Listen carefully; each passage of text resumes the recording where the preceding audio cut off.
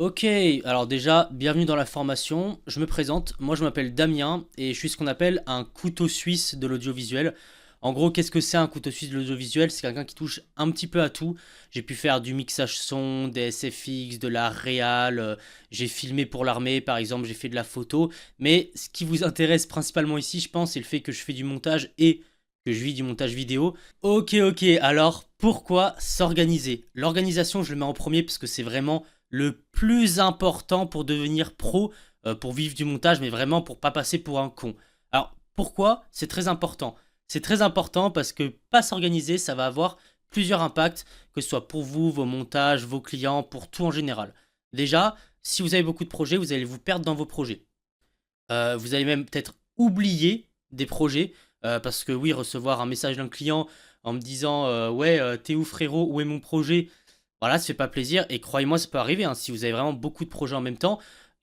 Oublier un projet parce que vous n'êtes pas organisé, ça peut arriver et vous pouvez perdre vos fichiers. Ça, c'est vraiment presque le plus grave en fait. Et bah du coup, bah, tous ces trucs, ça va faire que vous passez pour un con, que ce soit aux yeux des clients ou aux yeux des autres monteurs. Au début, s'organiser et les méthodes d'organisation, ça peut rendre le travail plus long. Du coup, vous aurez l'impression que c'est contre-productif. Mais à la longue, vous allez être plus rapide et beaucoup plus pro.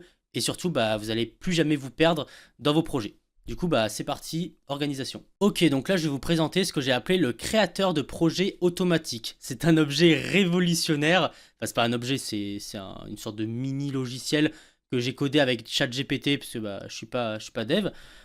Du coup, je vais vous le présenter, vous allez voir, c'est plutôt génial. Du coup, on va commencer par aller sur le Discord et vous allez aller dans Outils et Packs.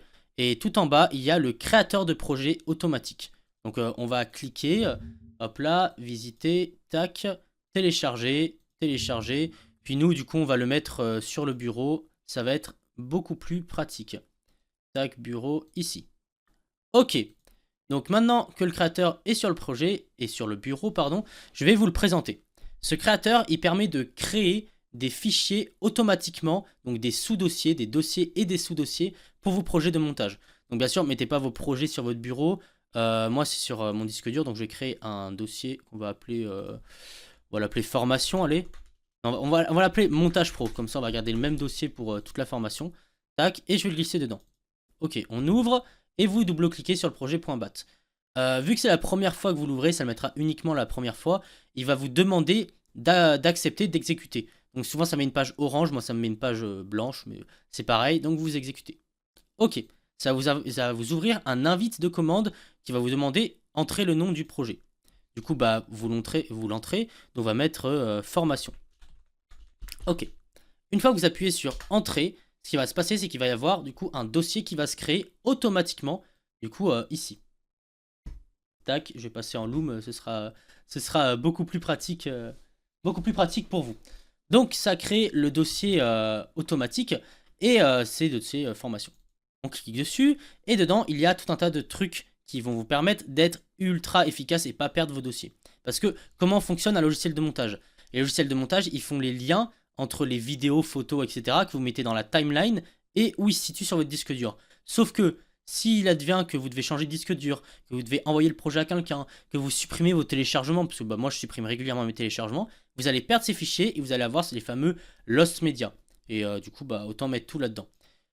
Deuxième cas, vous montez sur deux PC. Moi j'ai mon PC portable et mon PC fixe. Des fois je commence un montage sur mon PC fixe, puis je suis en déplacement et je finis sur mon PC portable. Du coup, bah, je déplace le disque dur et j'ai tout absolument dedans. Donc on a le 00 export, évident, les rushs, donc tous les rushs que le client va vous envoyer, les musiques, les SFX, dans lesquels on aura nos dossiers de contrôle, mais ça on en parlera plus tard dans la formation, les images, la documentation. Alors qu'est-ce que c'est? La documentation, ça peut être la charte graphique, ça peut être du coup les polices d'écriture. Par exemple, bah, si je change de PC, j'aurai pas les polices d'écriture, donc il faut que je les mette dans documentation. Et après, bah, on a tous les fichiers donc type Adobe, After Effects, bon bref, tout ce dont on a besoin en termes de fichiers. Vous pouvez renommer DaVinci si vous voulez le Premiere Pro. Même s'il y a beaucoup de gens sur DaVinci, je ferai une version uniquement pour DaVinci Resolve. Voilà, comme ça, comme ça c'est fait. Et du coup, bah, grâce à ça, vous êtes sûr, vous mettez tout là-dedans et rien ne sera perdu. Ok, donc les proxys, qu'est-ce que c'est? Les proxys, ça rentre pareil dans tout ce qui est optimisation de votre logiciel. Les proxys, c'est quoi? C'est une copie basse résolution de votre vidéo. Donc là, j'ai un Premiere Pro. Je vais y glisser, regardez, hop là, j'ai deux vidéos. On va mettre dossier de contrôle, par exemple. Donc là, j'ai filmé en 1080. Mais imaginez, vous avez beaucoup de rush. En vrai, même en 1080, on pouvait faire des proxys. Hein. Mais imaginez, vous avez beaucoup de rush et vous savez que votre Premiere Pro, il va quand même un peu ramer. Donc la technique du proxy, ça va être avec Media Encoder. Alors je sais que vous pouvez aussi faire des proxys avec DaVinci Resolve. En tous les cas, les 3 4 trucs qu'on peut faire avec Premiere Pro et la suite Adobe, on peut le faire avec DaVinci Resolve. Dans tous les cas, vous pouvez retrouver les proxys et les glisser dans votre DaVinci. Du coup, qu'est-ce qu'on va faire? On va faire clic droit, ok, et on va aller dans doublure. Donc plutôt là, doublure. Merde, oui, je peux pas faire une doublure d'une séquence. Au cas où, hein, pour ceux qui ne savent pas, on le voit au petit logo, séquence, et là c'est une vidéo. Ok, donc doublure, créer des doublures.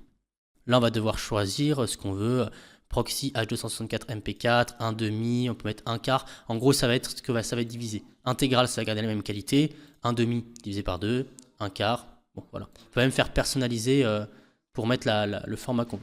Donc on va mettre 1/2, ok. On fait ok, ça va créer la tâche de proxy.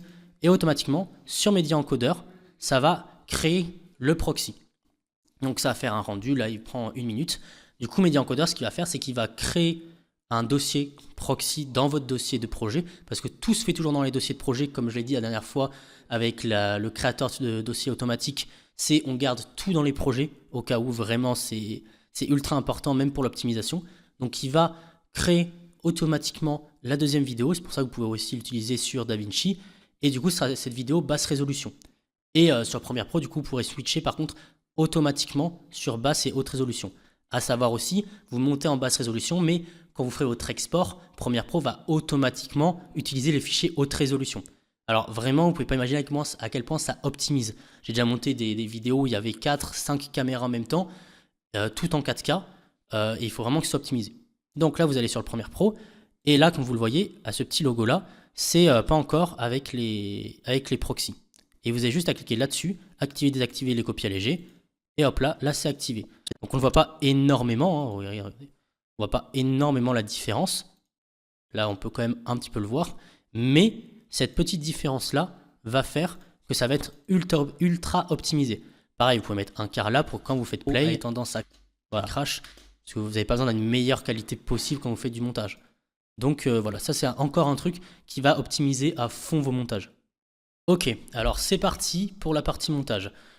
Du coup, vraiment la base des bases qu'on va voir avec le montage, ça va être de commencer directement par les espaces de travail. Alors comment ça fonctionne? Alors là on est sur Premiere Pro, mais vraiment ça fonctionne comme par tous les logiciels.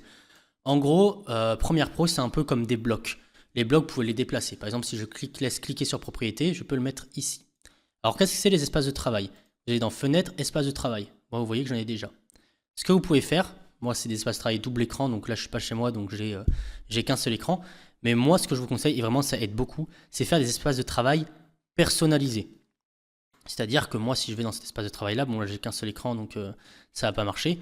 Mais en gros, j'ai un espace de travail personnalisé, j'ai des trucs sur l'écran de gauche. Ce que vous pouvez faire, en gros, c'est que vous avez, par exemple, on va prendre montage, qui est un espace de travail de base. Vous pouvez déplacer les trucs. Imaginons vous voulez mettre les effets ici, vous voulez mettre le son aussi là, vous voulez déplacer ça ici. Enfin voilà, ça dépend vraiment, ça c'est vraiment très personnel. Vous voulez enlever ça, moi j'enlève ça en général, historique, info, bibliothèque, je m'en fous. Modèle graphique, idem, je m'en fous. Explorateur, je m'en fous. Voilà, vous pouvez même mettre votre plugin, etc. Parce que vous allez fenêtre, extension et vous avez vos plugins. Et du coup, l'espace de travail, qu'est-ce que c'est? Vous allez dans fenêtre après, espace de travail, enregistrer en tant que nouvel espace de travail. Moi, je vais mettre tutoriel, voilà, tac, et OK. Qu'est-ce qui se passe? Vous allez sur notre espace de travail, légende et graphique, donc là, ça va vous mettre ça. Et vous pourrez toujours retourner sur votre espace de travail que vous avez fait, qui est adapté à vous par rapport à comment vous travaillez, et c'est tutoriel. Par exemple, moi j'ai aussi un espace de travail vertical. Bon, maintenant c'est natif dans Premiere Pro, mais avant ça n'existait pas. Et du coup, tu as vertical. Donc pour les vidéos verticales, bon là c'est pas une vidéo verticale, mais du coup vous avez tous les espaces de travail. Là je peux retourner dans tutoriel. Donc voilà, les espaces de travail, franchement, en fait c'est plus du confort, mais ce confort va vous permettre d'être beaucoup plus rapide. Ok, alors beaucoup de gens quand ils commencent leur montage, ou même pas quand ils commencent le montage en général, mais quand ils font leur montage, je vois beaucoup de fois la même erreur, c'est que beaucoup de gens font un peu tout en même temps. Alors le seul point positif que ça a, c'est que vous avez l'impression entre guillemets de tout le temps avancer la vidéo et de pas faire tout le temps la même chose, mais vraiment vous optimisez pas du tout votre travail et aucun monteur pro fait ça parce que bah en vrai ça ralentit de fou, tu vois. Donc le montage, c'est vraiment quelque chose par étape. Alors moi, je vais vous dire exactement ce que je fais. Et franchement, suivez cette méthode. Qu'on commence par le dérush. Donc c'est-à-dire on va couper ce qui va pas, ce qui est inutile. Parce que les dérush, il y a beaucoup de gens, ils voient le dérush comme supprimer les moments de blanc. Donc oui, ça en fait partie, mais il faut aussi supprimer tous les moments inutiles. Dans une vidéo, en vérité, il y a beaucoup de moments qui sont inutiles à la compréhension générale d'une vidéo. Il ne faut pas faire une vidéo longue pour qu'elle soit longue. D'ailleurs, en général, un client type Pierre Cross, si vous juste vous contentez de couper les blancs, il va vous faire 1 million de retours sur enlève cette partie-là, enlève cette partie-là, enlève cette partie-là. Moi, je sais que je le faisais au début, je faisais cette erreur. Et en vrai, ça n'aide pas du tout à la compréhension. Ensuite, en deuxième partie, moi, ce que je fais, c'est que je fais les zooms. Donc, avec les effets préfaits que je vous montrerai juste après, j'ajoute les effets zoom en mode humour, etc. Ça ne veut pas dire qu'après, vous ne ferez plus jamais de zoom. C'est juste que vous faites là, la deuxième couche, les zooms. Après, je rajoute tous les effets visuels. Après, je rajoute toutes les musiques et tous les effets sonores. Après, bien sûr, je re-regarde la vidéo, je fais toutes les adaptations. Des fois, il faut rajouter des SFX. Des fois, il faut malheureusement encore cut d'autres moments parce que ça passe plus trop dans la vidéo. Et enfin, il y a toujours des modifications. Mais vraiment, fonctionner par ces étapes-là, c'est vraiment votre seul moyen qui va vous permettre d'être rapide et de ne pas vous mélanger. Parce que vraiment, faire tout en même temps, c'est le gros bordel. Mais vous inquiétez pas, on va faire étape par étape aussi. Ok, donc faire un bon dérush, qu'est-ce que c'est? J'en avais parlé dans le début de la vidéo. Un bon dérush, c'est un dérush déjà fait rapidement. Un dérush, vous n'avez pas mis 1 million d'années le faire. Un bon dérush, c'est un dérush qui ne laisse aucun blanc. Alors, à part dans des blagues, hein. Des fois, ça peut être marrant de laisser un blanc dans une blague. Mais à la limite, vous pourrez encore modifier votre dérush au moment où vous ferez la blague dans les effets visuels, SFX, etc. Et un bon dérush, c'est aussi un dérush qui enlève les moments inutiles. Parce que des fois, si tu enlèves que les blancs et que tu laisses des moments vraiment inutiles ou quand les gens se répètent, vraiment s'ils disent 2 fois la même info, on s'en fout. Donc il faut vraiment enlever. Donc on va retourner sur Loom. Donc première étape, un dérush rapide.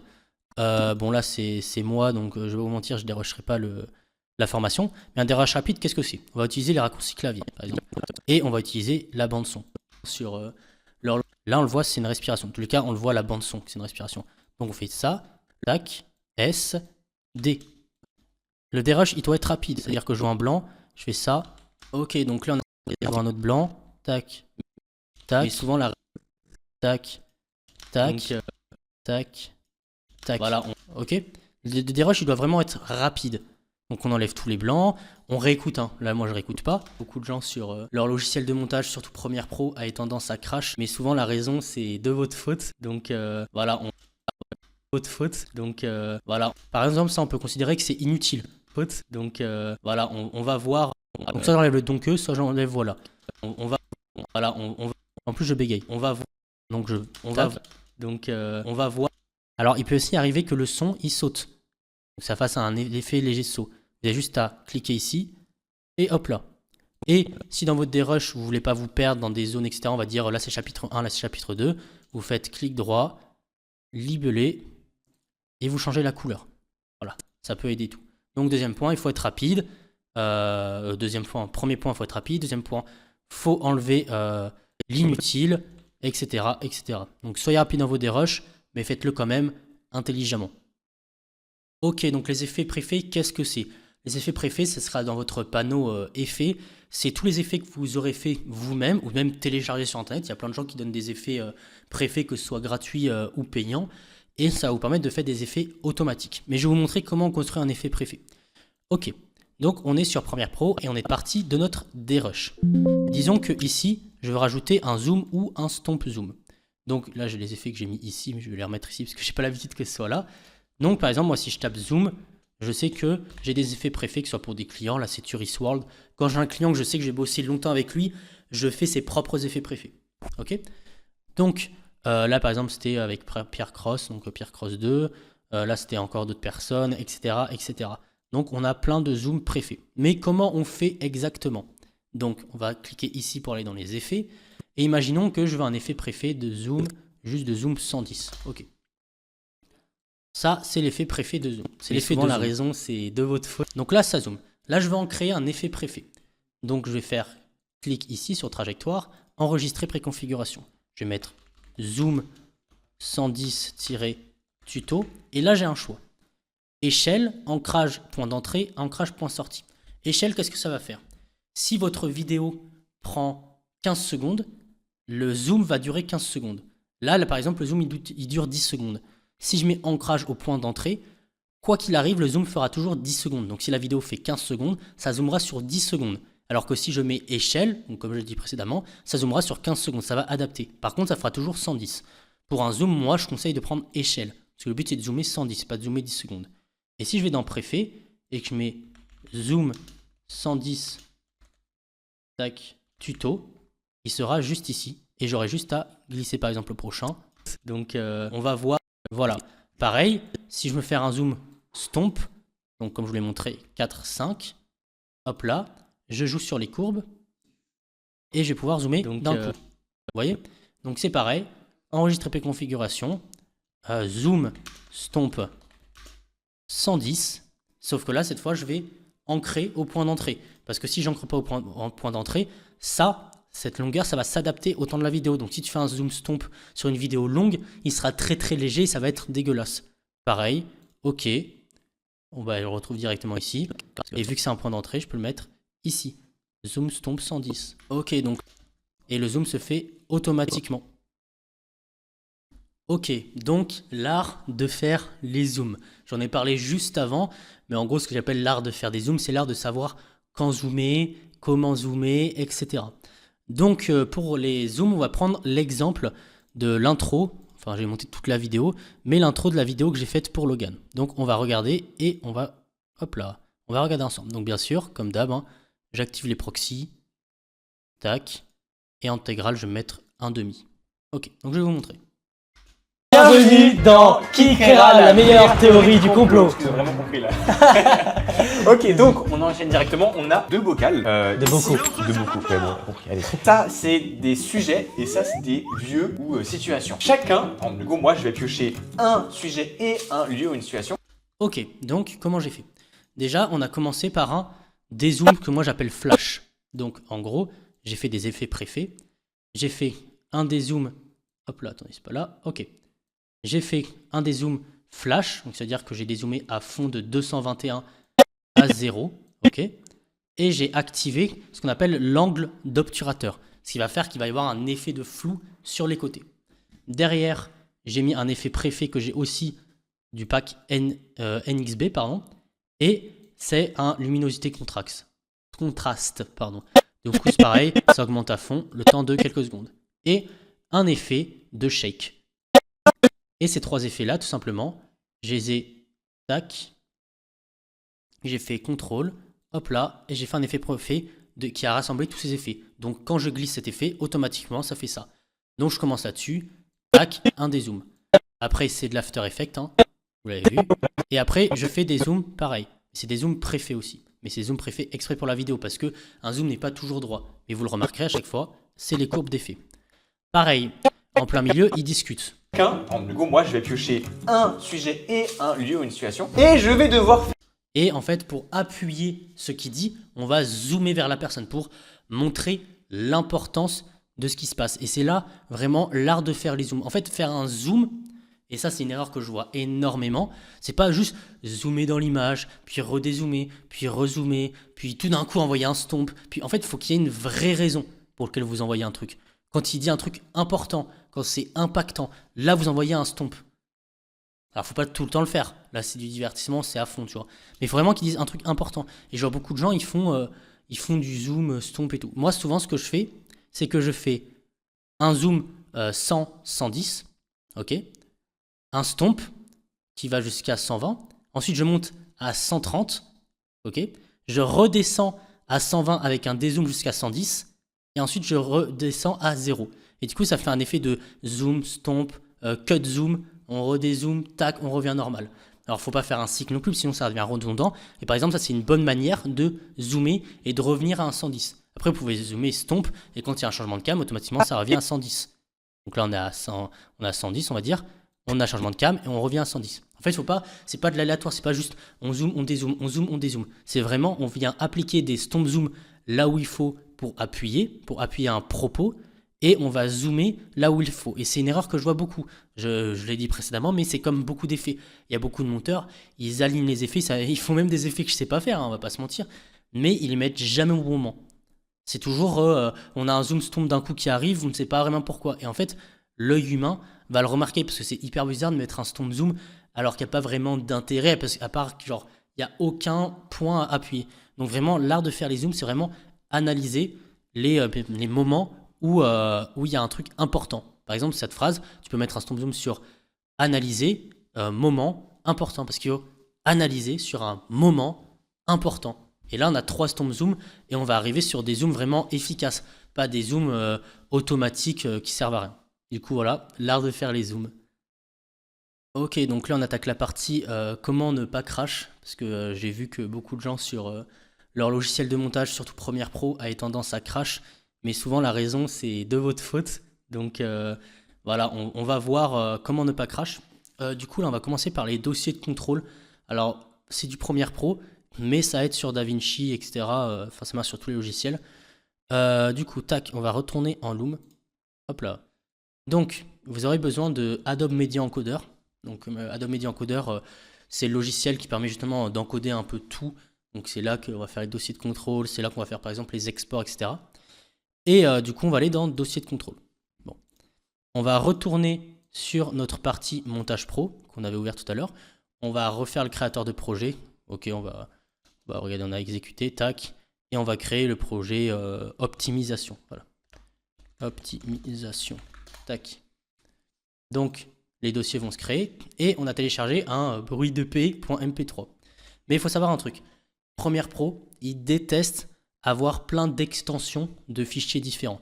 C'est-à-dire, si vous avez du WAV, du MP3, du M4V, je ne sais plus le nom exactement, du H264, H265, enfin, si vous avez plein de différents types de fichiers, Premiere Pro, il va détester. Alors, Premiere Pro, ce qui kiffe par-dessus tout, c'est le WAV. Donc, vous mettez que du WAV et aussi le H264. Après, vous pourrez demander à ChatGPT, en fonction de la carte graphique que vous avez et du processeur, certains formats vont être plus optimisés sur Premiere Pro. Donc, optimisation, SFX. Là, pour le moment, il ne se passe rien. À quoi ça sert les dossiers de contrôle? Les dossiers de contrôle, en gros, ça va justement contrôler les dossiers et ça va automatiquement convertir les fichiers au bon format. Comment ça marche? Je vais prendre optimisation SFX du coup, je vais CTRL-C, Media Encoder. On va faire nouveau dossier de contrôle et on va aller du coup dans notre SFX. On sélectionne le dossier et ici on peut modifier. Donc c'est des SFX, donc on va pas mettre H264, on va mettre WAV. Alors WAV, il est où? Waveform audio. Ok. Donc là tout est bon, etc. Ok. Qu'est-ce que ça va faire quand on va le glisser un fichier là-dedans? Ça va automatiquement convertir. Donc par contre, il faut avoir Media Encoder ouvert, évidemment. Donc, on va CTRL-X ça. On va aller dans Optimisation, SFX. On a déjà sorti. Et on va CTRL-E.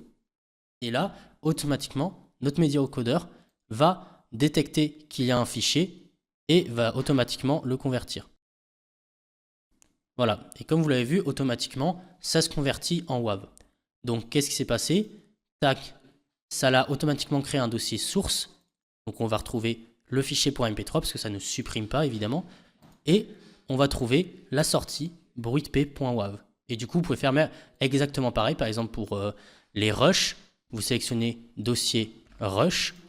Et du coup, vous pouvez sélectionner H264, etc. Donc là, regardez, hop là. Rush, ouvrir. Tac. Attendez, il faut le mettre, voilà. Rush, ouvrir. Tac. Ah non, c'est nouveau dossier de contrôle plutôt. C'est pas file d'attente. Donc, tac, on va dans Rush, sélectionner le dossier. Waveform. On va pas mettre Waveform du coup. Et on va mettre du coup H264. Alors, par exemple, en fonction des cartes graphiques, vous pouvez mettre H265. Donc, c'est pour ça que je vous demande, si vous le pouvez, c'est d'aller demander à ChatGPT et lui demander quels sont les paramètres de dossier de contrôle optimisés pour tel processeur, telle carte graphique. Du coup, ce dossier de contrôle, il va automatiquement tout convertir et je peux vous assurer que votre Premiere Pro, il va grave kiffer. Ok, alors comment on mixe une vidéo? Le mixage de la vidéo, c'est vraiment ce qui va quasiment tout faire de votre vidéo. C'est ça qui va séparer une vidéo pro d'une vidéo qui ne l'est pas du tout. Bon, du coup, on va prendre l'exemple du montage que j'ai fait pour Logan. Donc comme vous le voyez, le montage, il est hyper entre guillemets, rangé. Donc par exemple, on a là les pistes des voix, c'est séparé par une piste verrouillée. Là, c'est les musiques, piste verrouillée. Et là, c'est les SFX. Du coup, comment je fais? C'est dans Fenêtre et Mixage des pistes audio. Bon, moi, c'est déjà ouvert ici. Comment ça fonctionne? Je double-clique pour vous ouvrir. En premier, nous avons les voix, donc qui sont, hop là, ici, en A5, A6, A7, etc. Ce que je fais, c'est que je mets un égaliseur paramétrique, un EQ. Alors, qu'est-ce que c'est un EQ? Ça prend le son, donc là, je vais mettre play. Hop là, pour qu'on ait le son. Voilà. Et ça analyse, on voit le son. Alors, qu'est-ce que je mets? Je mets un exhausteur vocal que là, j'ai légèrement augmenté au niveau des hautes fréquences. Les hautes fréquences, qu'est-ce que c'est? Les hautes fréquences, c'est ce qui va mettre de l'attaque dans votre vidéo. Donc, sans les hautes fréquences, il y a moins de présence vocale.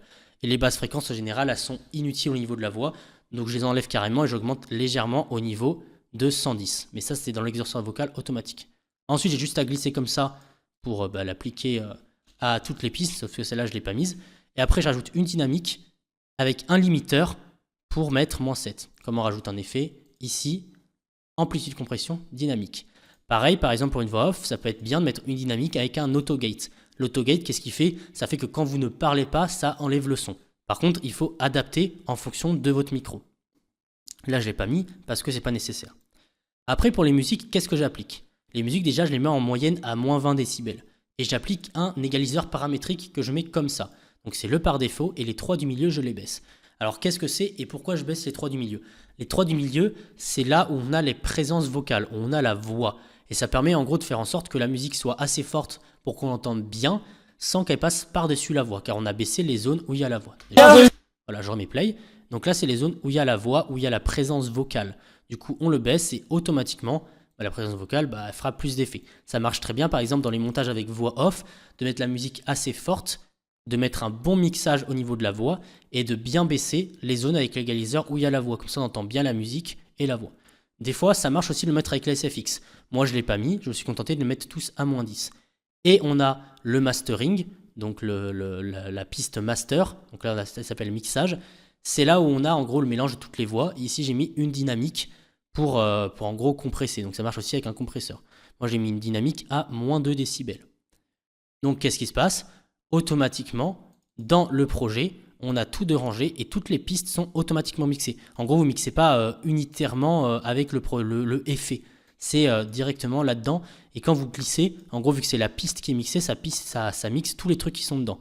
Donc, automatiquement, moi, j'ai tout mixé. Les voix qui sont mixées, les musiques et les SFX. Ok, donc là, c'est vraiment le moment où vous allez devoir utiliser votre cerveau parce que c'est là qu'on va voir comment gérer le rythme dans une vidéo. Je vois beaucoup de fois la même erreur. Les gens, quand ils font une vidéo, ils essaient de monter pour faire en sorte que ce soit tout le temps rapide. Mais en vérité, ça ne fonctionne pas comme ça parce qu'il y a le temps d'attention. Moi, ce que j'essaie en moyenne, c'est vraiment de changer le rythme maximum toutes les 30 secondes. C'est-à-dire que ça marche comment? C'est un peu une courbe. Vous avez le temps d'attention qui fait comme ça. Ensuite, il descend, descend, descend. Et le but, c'est pas d'arriver au moment où il arrive le plus bas. Le but, c'est de casser le rythme. Alors, casser le rythme, ça ne veut pas dire de passer de très rapide à très lent. Ça peut être très rapide, mais changement d'ambiance, changement de tout. Le but, c'est vraiment de casser le rythme. Et du coup, qu'est-ce qu'on va faire? On va aller sur Premiere Pro et on va prendre l'exemple d'une vidéo que j'ai faite du coup pour Logan. Donc là, on va prendre le début de sa présentation et vous allez voir comment je casse le rythme.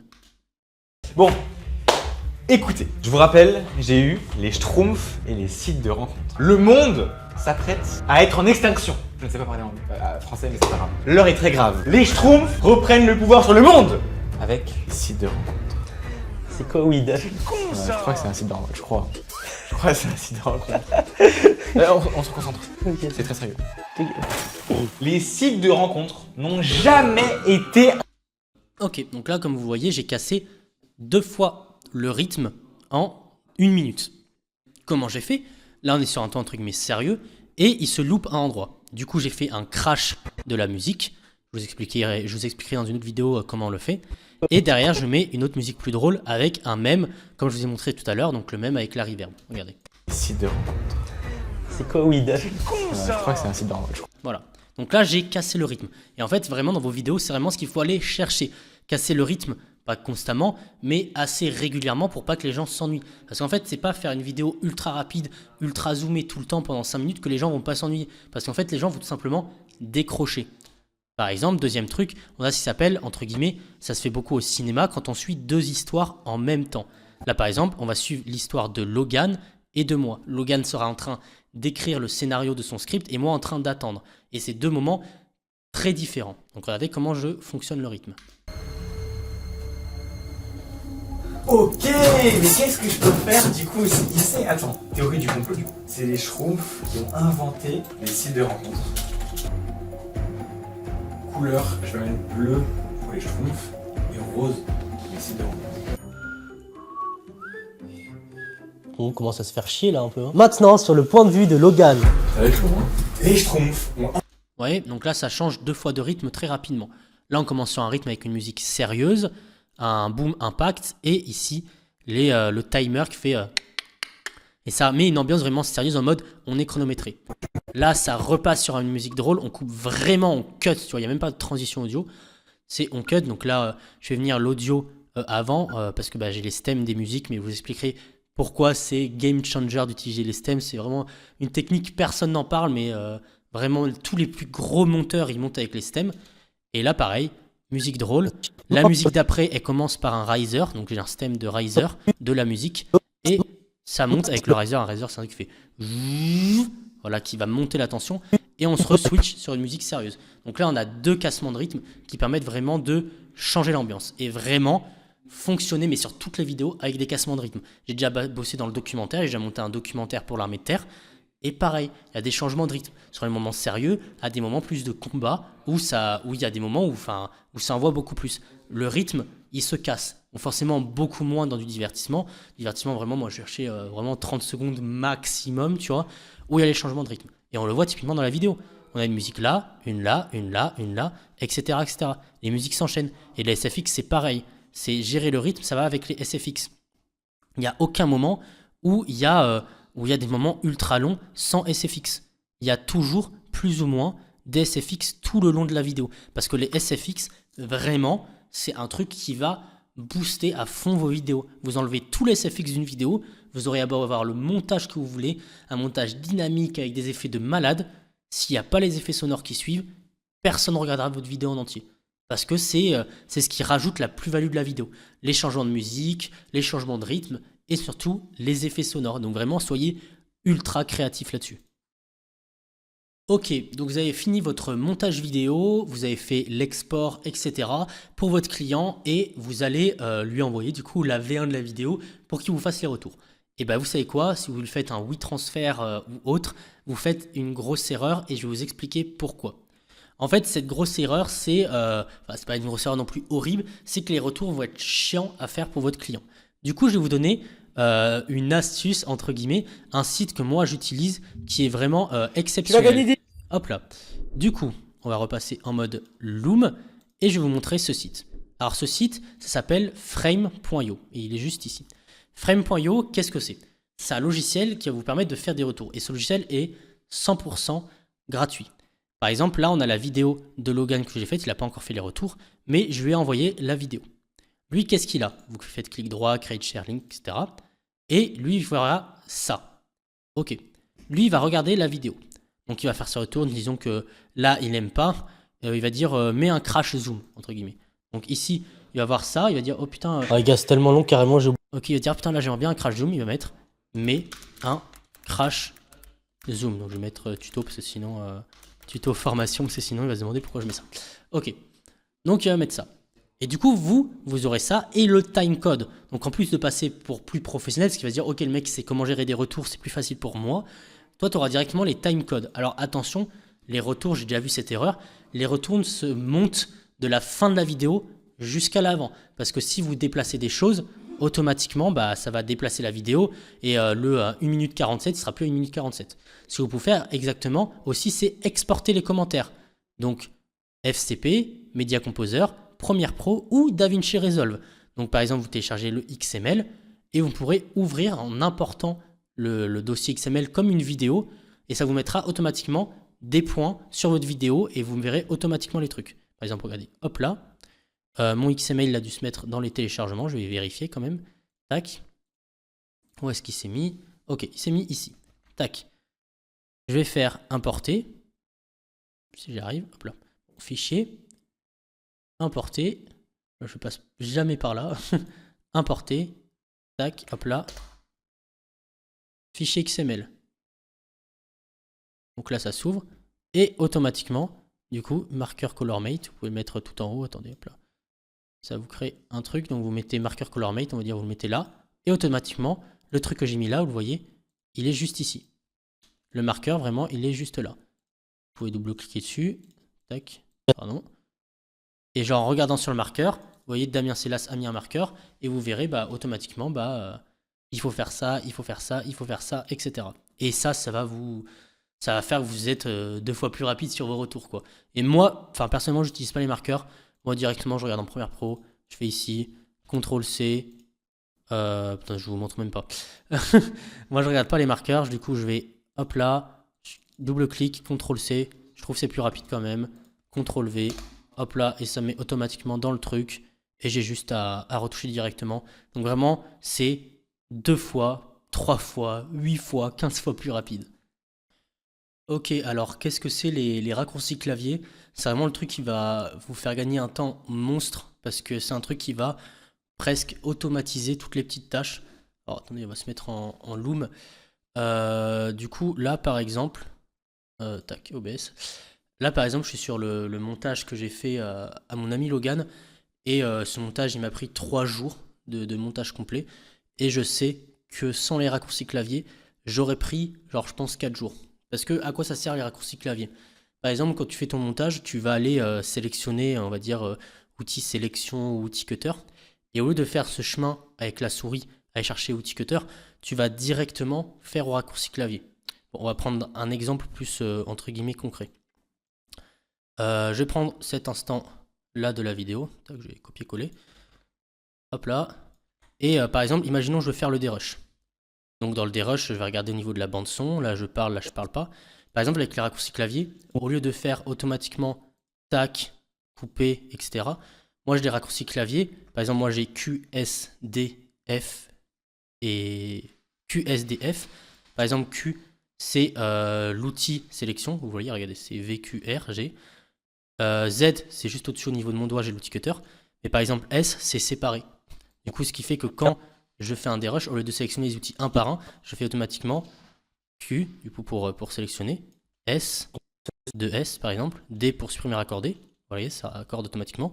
Mais si je veux pas supprimer raccordé, je fais F pour uniquement supprimer. Et en fait, on se rend pas compte, mais tous ces petits trucs-là vont faire que ça va faire gagner beaucoup de temps. Idem, je veux faire un zoom, par exemple, donc je vais dans mes options d'effet, je fais comme ça. Après, moi, j'aurais utilisé un effet préfet, mais ça, on en parlera après. Je vais zoomer dans l'image. Par exemple, je vais faire ce zoom-là. Tac. Et vous savez, faire un zoom, c'est dégueulasse. Faire un zoom comme ça, c'est hyper lisse, c'est dégueulasse. On en parlera aussi dans une autre vidéo. Moi, ce que je fais, c'est que sur mon Num Tab, j'ai 4-5. Et quand je fais 4-5, hop là, automatiquement, ça va changer mes points clés. Et je vais pouvoir jouer avec les courbes pour faire Ce ne sont pas les reptiliens. un beau zoom. Vous voyez?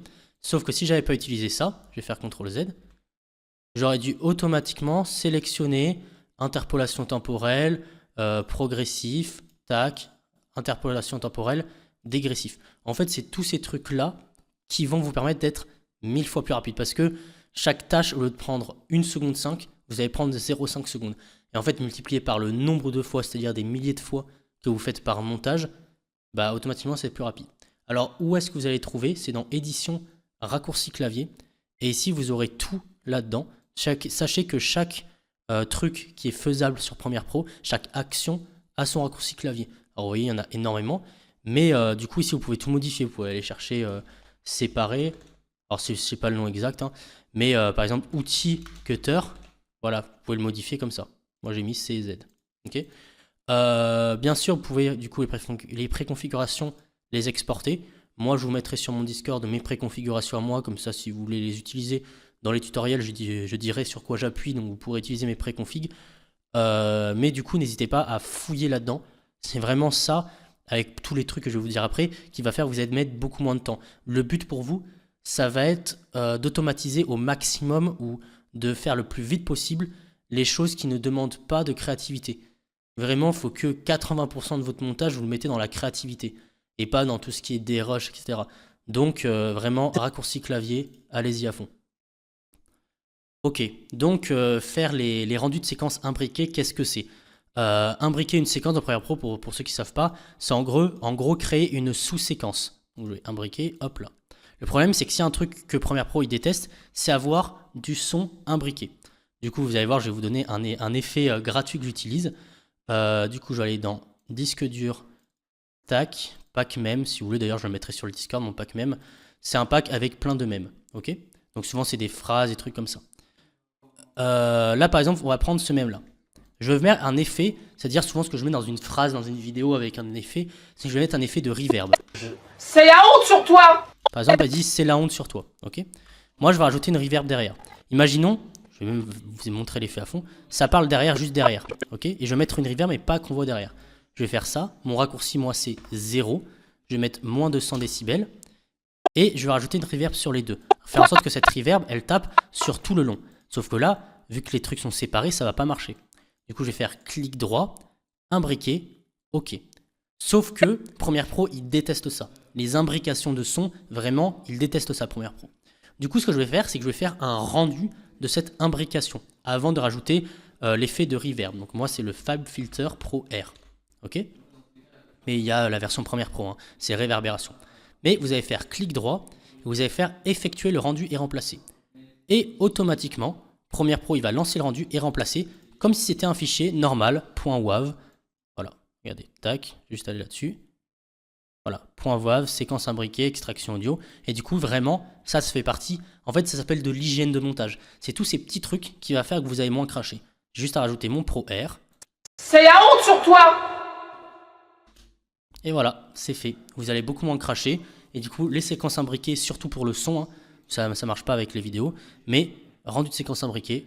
Alors, j'ai pas mon deuxième boîtier photo. Bon, on va faire sans. La photographie. Pourquoi on apprend la photographie en premier? Alors, c'est parce que pour savoir faire de la vidéo, il faut savoir faire de la photo. Ça peut paraître bizarre, mais tous les trucs que vous verrez en vidéo font partie de la photo. Par contre, petit tacle, c'est pas dans le sens contraire. Les vidéastes savent faire des photos, mais les photographes savent pas forcément faire des vidéos. Désolé s'il y a des photographes, vous allez m'insulter, mais c'est complètement le cas. Pour apprendre à faire de la vidéo, il faut faire de la photo. Du coup, là, dans cette conférence, je pars du principe que tout le monde n'a pas forcément un appareil photo, parce que ça peut coûter super cher, même s'il y en a des beaucoup moins chers. Du coup, j'ai toujours parlé pour deux types de personnes. Donc, ce sera soit pour les gens qui n'ont pas, entre guillemets, pas d'argent, vous allez voir, je vais trouver un nom super, soit pour les gens qui en ont, soit pour ceux qui n'ont pas d'appareil photo, etc. En gros, ça va s'adresser à tout le monde. Alors, il n'y a aucun moment où je vais exclure, parce que, en fait, pour moi, l'appareil photo est égal au téléphone, avec le mode pro, bien sûr. En gros, dites-vous, moi, j'ai vu des mecs à l'armée mettre des branlées monumentales à des photographes avec des téléphones qui savaient très bien utiliser. Donc, vaut mieux vous sachiez utiliser les paramètres sur un téléphone que de ne pas les savoir sur un appareil photo. Ok, donc ça, c'est un appareil photo. Ça fonctionne pareil avec le téléphone, à peu près, sauf que appareil photo, c'est beaucoup plus mécanique. Quand vous prenez une photo, il y a...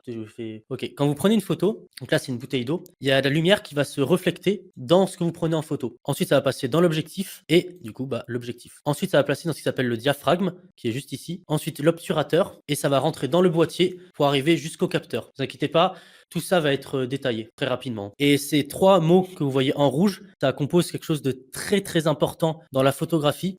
C'est le triangle d'exposition. Donc le triangle d'exposition, c'est l'obturateur, le capteur et le diaphragme. C'est quoi les bonnes marques de téléphone pour faire de la photo? Moi, je sais que j'ai un iPhone qui est bien déglingué. Il a un mode pro, mais sinon, je ne saurais pas dire. Peut-être Google qui font des bons téléphones. Je sais pas, Kik, si tu connais des bons téléphones. Moi, je suis plus calé appareil photo, mais téléphone, globalement, vous... Ouais, vas-y. Ouais. Bon téléphone avec des bons réglages. Vous mettez en mode pro et vous faites des bons réglages. Ça déglingue. Olympus, ouais, c'est bien. En plus, ils ont des objectifs pas trop chers, c'est pas mal. Mais après, vous aurez des limites au téléphone, hein, tout ce qui est basse lumière, etc. Mais vous allez le voir, on va le voir. Du coup, le triangle d'exposition. Donc, on va commencer par le premier paramètre, c'est le diaphragme. En gros, le diaphragme, quand la lumière va passer, c'est un truc qui va s'ouvrir de plus en plus, ok? Ce qui va faire qu'il va y avoir plus ou moins de lumière. Donc, c'est l'ouverture. En gros, chaque mot est lié à un paramètre. Donc, le diaphragme, c'est l'ouverture. Il s'exprime genre c'est F, F1.8, F2.8, etc. En gros, plus le chiffre est bas, plus il y a de la lumière qui va rentrer. Mais il faut savoir en fait que chaque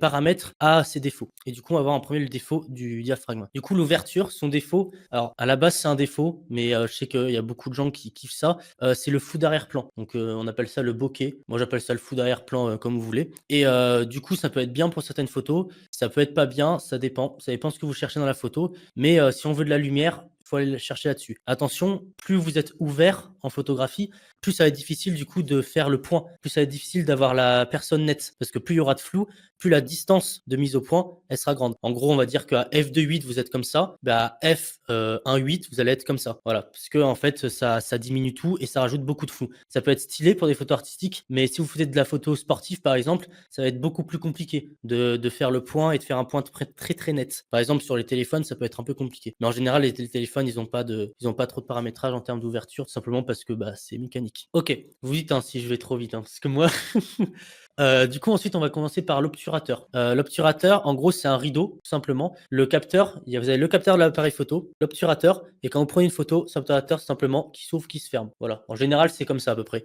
Du coup, il s'ouvre, la lumière passe, il se ferme. Voilà, Sony, c'est génial. Et du coup, ça va régler le paramètre de la vitesse d'obturation. Ce qui va faire que quand vous prenez une photo, il va s'ouvrir et se fermer. Mais ça, vous pouvez le régler la vitesse. Et il va s'exprimer en temps par seconde. Donc, par exemple, là, on est à 1 centième de seconde. C'est-à-dire que l'obturateur, il va rester ouvert pendant 1 centième de seconde. Du coup, techniquement, on pourrait se dire que pour avoir plus de lumière, on ira chercher un obturateur beaucoup plus lent. Le problème, c'est qu'on a un gros défaut. En fait, plus l'obturateur va être long, plus on va avoir du flou d'arrière-plan. Et ça, c'est très très problématique en photo comme en vidéo, mais on le verra plus tard. En gros, si vous baissez l'obturateur et que vous prenez une photo de ma main, si je la bouge et que pendant ce temps-là, l'obturateur est resté ouvert, bah, on va avoir tous les plans de la main. Du coup, on va avoir un plan flou comme là à 1/8 de seconde. Alors, ça peut être dégueulasse, mais ça peut être ultra stylé, comme ici. Je sais pas s'il y en a qui connaissent le light painting. En gros, vous mettez l'appareil photo, ça s'appelle la position B. En gros, vous lancez la photographie de l'appareil photo. Vous pouvez dessiner quelque chose avec la lumière et ensuite vous réappuyez et ça vous fait un dessin avec la lumière. Ouais, c'est ça. Mais en fait, c'est le temps d'exposition. En gros, en gros, vous modifiez le shutter speed, enfin la vitesse d'obturation, et en gros, c'est utilisé, par exemple, en astrophoto, etc. Le problème de l'astrophoto, c'est qu'ils sont obligés d'avoir alors ça, je connais pas non plus exactement, mais ils sont obligés d'avoir des trépieds qui bougent en même temps que les étoiles. Parce qu'en fait, du coup, ils ont le même problème. C'est parce que eux, ils font des positions tellement longues qu'en fait, les étoiles, elles bougent. Du coup, en fait, ça fait des traînées lumineuses. Mais oui, ça fait partie de ce paramètre. Ouais, c'est ça, le trépied. Ouais, mais par contre, c'est pas du petit trépied à 40 balles. Et du coup, dans le troisième paramètre, on a le paramètre du capteur. Et ça, du coup, c'est le seul paramètre qui est pas physique, parce qu'en gros, tout ce qui est le diaphragme, il s'ouvre, il se ferme, l'obturateur, il s'ouvre, il se ferme, etc. Là, c'est au niveau du capteur, et on va changer ce qui s'appelle l'ISO. Alors, l'ISO, c'est la sensibilité de ton capteur. Donc, en fait, ce qui va se passer, c'est que plus vous avez augmenté l'ISO, plus le capteur, il va être sensible à la lumière. Le problème, c'est que la lumière peut ramener aussi plein de trucs de con. Et ça, c'est un chiffre, même moi, je connais pas l'unité, mais en général, tu as 600, 1800. En fonction des appareils photo, tu as des capteurs qui sont plus ou moins bien à haute ISO. Et le problème du coup des ISO, c'est que ça donne un grain ou un bruit dégueulasse. Moi, je trouve ça dégueulasse. Après, voilà. Ce que vous trouvez ici, par exemple, à 25 600 ISO. Faut savoir que, par exemple, là, c'est le défaut des téléphones, de prendre des photos avec le téléphone, c'est que le téléphone, il va très vite y avoir du grain, en fait, en photo. Oui, ça peut faire un effet vintage, mais moi...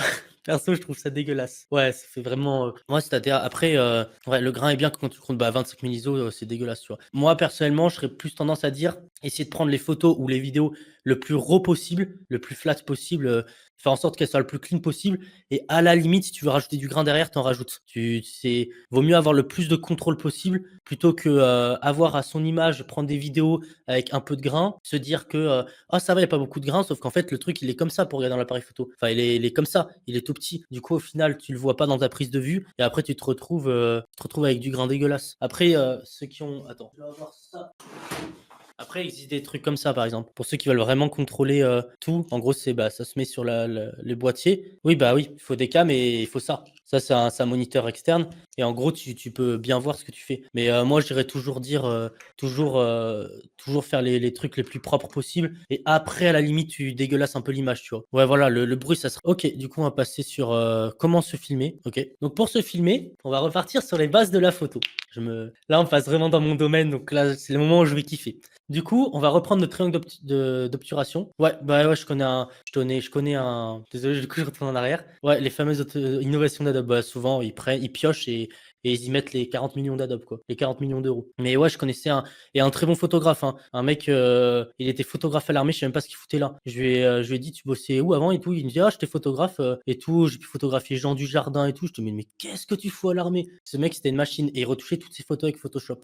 Du coup, en vidéo, la vitesse d'obturation, ça va jouer aux images par seconde. C'est-à-dire que si tu mets une vitesse d'obturation super faible, bah, et que tu es par exemple à 50 images par seconde et que tu mets à 1,25 par exemple, bah, ça va saccader. Le mieux, c'est que le calcul à faire, vous prenez le nombre d'images par seconde que vous utilisez dans votre vidéo, vous le multipliez par 2. C'est-à-dire que tu filmes à 25, tu te mets à 1/50. Tu filmes à 50, tu te mets à 1/100. Et après, tu règles ton triangle d'exposition en fonction d'eux pour tes réglages. Parce que si tu le mets bien trop bas, bah, vous aurez un flou de mouvement dégueulasse. Ensuite, l'ISO, bah, c'est pareil pour la photo. Sauf que en photo, je l'ai pas précisé parce que Lightroom, ils ont sorti il y a pas longtemps. Il y a pas longtemps. Ouais, si, il y a pas longtemps. En photo, le grain peut un peu se rattraper. En fait, là, je trouve la vidéo, c'est 25 photos par seconde, clairement. Mais l'ISO, en photo, ça peut se rattraper, le grain, ça peut se rattraper. En vidéo, c'est vraiment très très chiant, quoi. Je crois il y a quelques méthodes, mais c'est très très chiant, quoi. En photo, c'est possible. En vidéo, réglez bien avant de filmer, quoi. Après, ça peut arriver, hein, l'erreur, hein. Moi,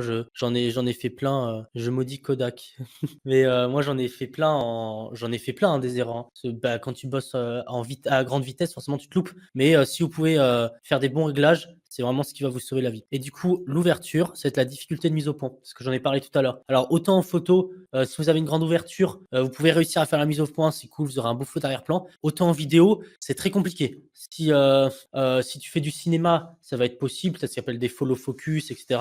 Ou même tu as des caméras aujourd'hui avec des très bons focus, des autofocus. Mais si tu prends par exemple, bah, je vais reprendre mon exemple de l'équipe de rugby. Si tu prends en vidéo une équipe de rugby, que le mec il passe à Mac 2.7 devant toi et que tu es à F2.8, c'est compliqué, hein. J'espère que tu es très très chaud en mise au point, hein, parce que sinon ça va clairement pas passer. Ok, avant de commencer la vidéo, s'il y en a qui veulent screen ça, et pour ceux qui veulent aller plus vite, je vais résumer très très vite. Le bitrate d'une vidéo, c'est entre guillemets le nombre de fichiers que ça va envoyer dans la vidéo. Les supports d'enregistrement, il n'y a pas que les cartes SD pour enregistrer des vidéos, c'est pour les gens qui veulent vraiment passer au cinéma. Les profils d'image, tu as le S-Log et le Rec 709. En gros, le Rec 709, c'est les images comme vous voyez là, contrastées. Le S-Log, c'est des images très flat, mais qui permettent d'avoir des retouches de fou, d'aller chercher beaucoup plus d'informations dans le noir et dans le blanc. Les différents capteurs, donc tout ce qui est plein format, micro 4 tiers, et etc. Après, tu as d'autres formats encore plus gros, mais qui sont très très chers pour rien. En fonction de ce que vous faites comme photo, ça peut avoir son importance. L'histogramme, qui aide à l'exposition, vous le trouvez aussi dans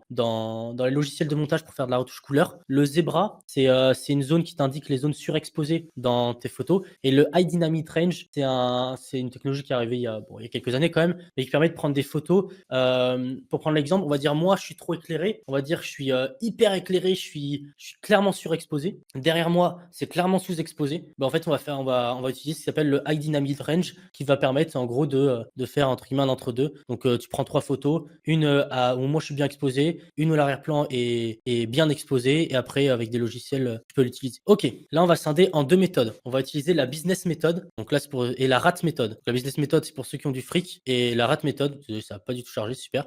Et la rat méthode, c'est pour la méthode des rats. Vous allez voir les gars, même en étant un rat, on peut faire des bonnes vidéos. La business, c'est pour ceux qui ont vraiment de l'argent à mettre. Moi, ce que je vous conseille pas. Perso, je préfère utiliser la rat méthode. Je préfère utiliser la rat méthode. Ça peut fonctionner aussi bien. Full rat ici, bah oui. Franchement, si vous pouvez, rester des rats. Ok, on va bosser sur 2 projets différents. On va bosser sur une facecam, donc comme si vous voulez vous filmer par exemple pour vous présenter ou un portfolio, et une interview. Donc vous interviewez une personne, vous allez voir, il est placé à gauche, ça a une réelle importance. On m'a demandé beaucoup d'en parler, ça.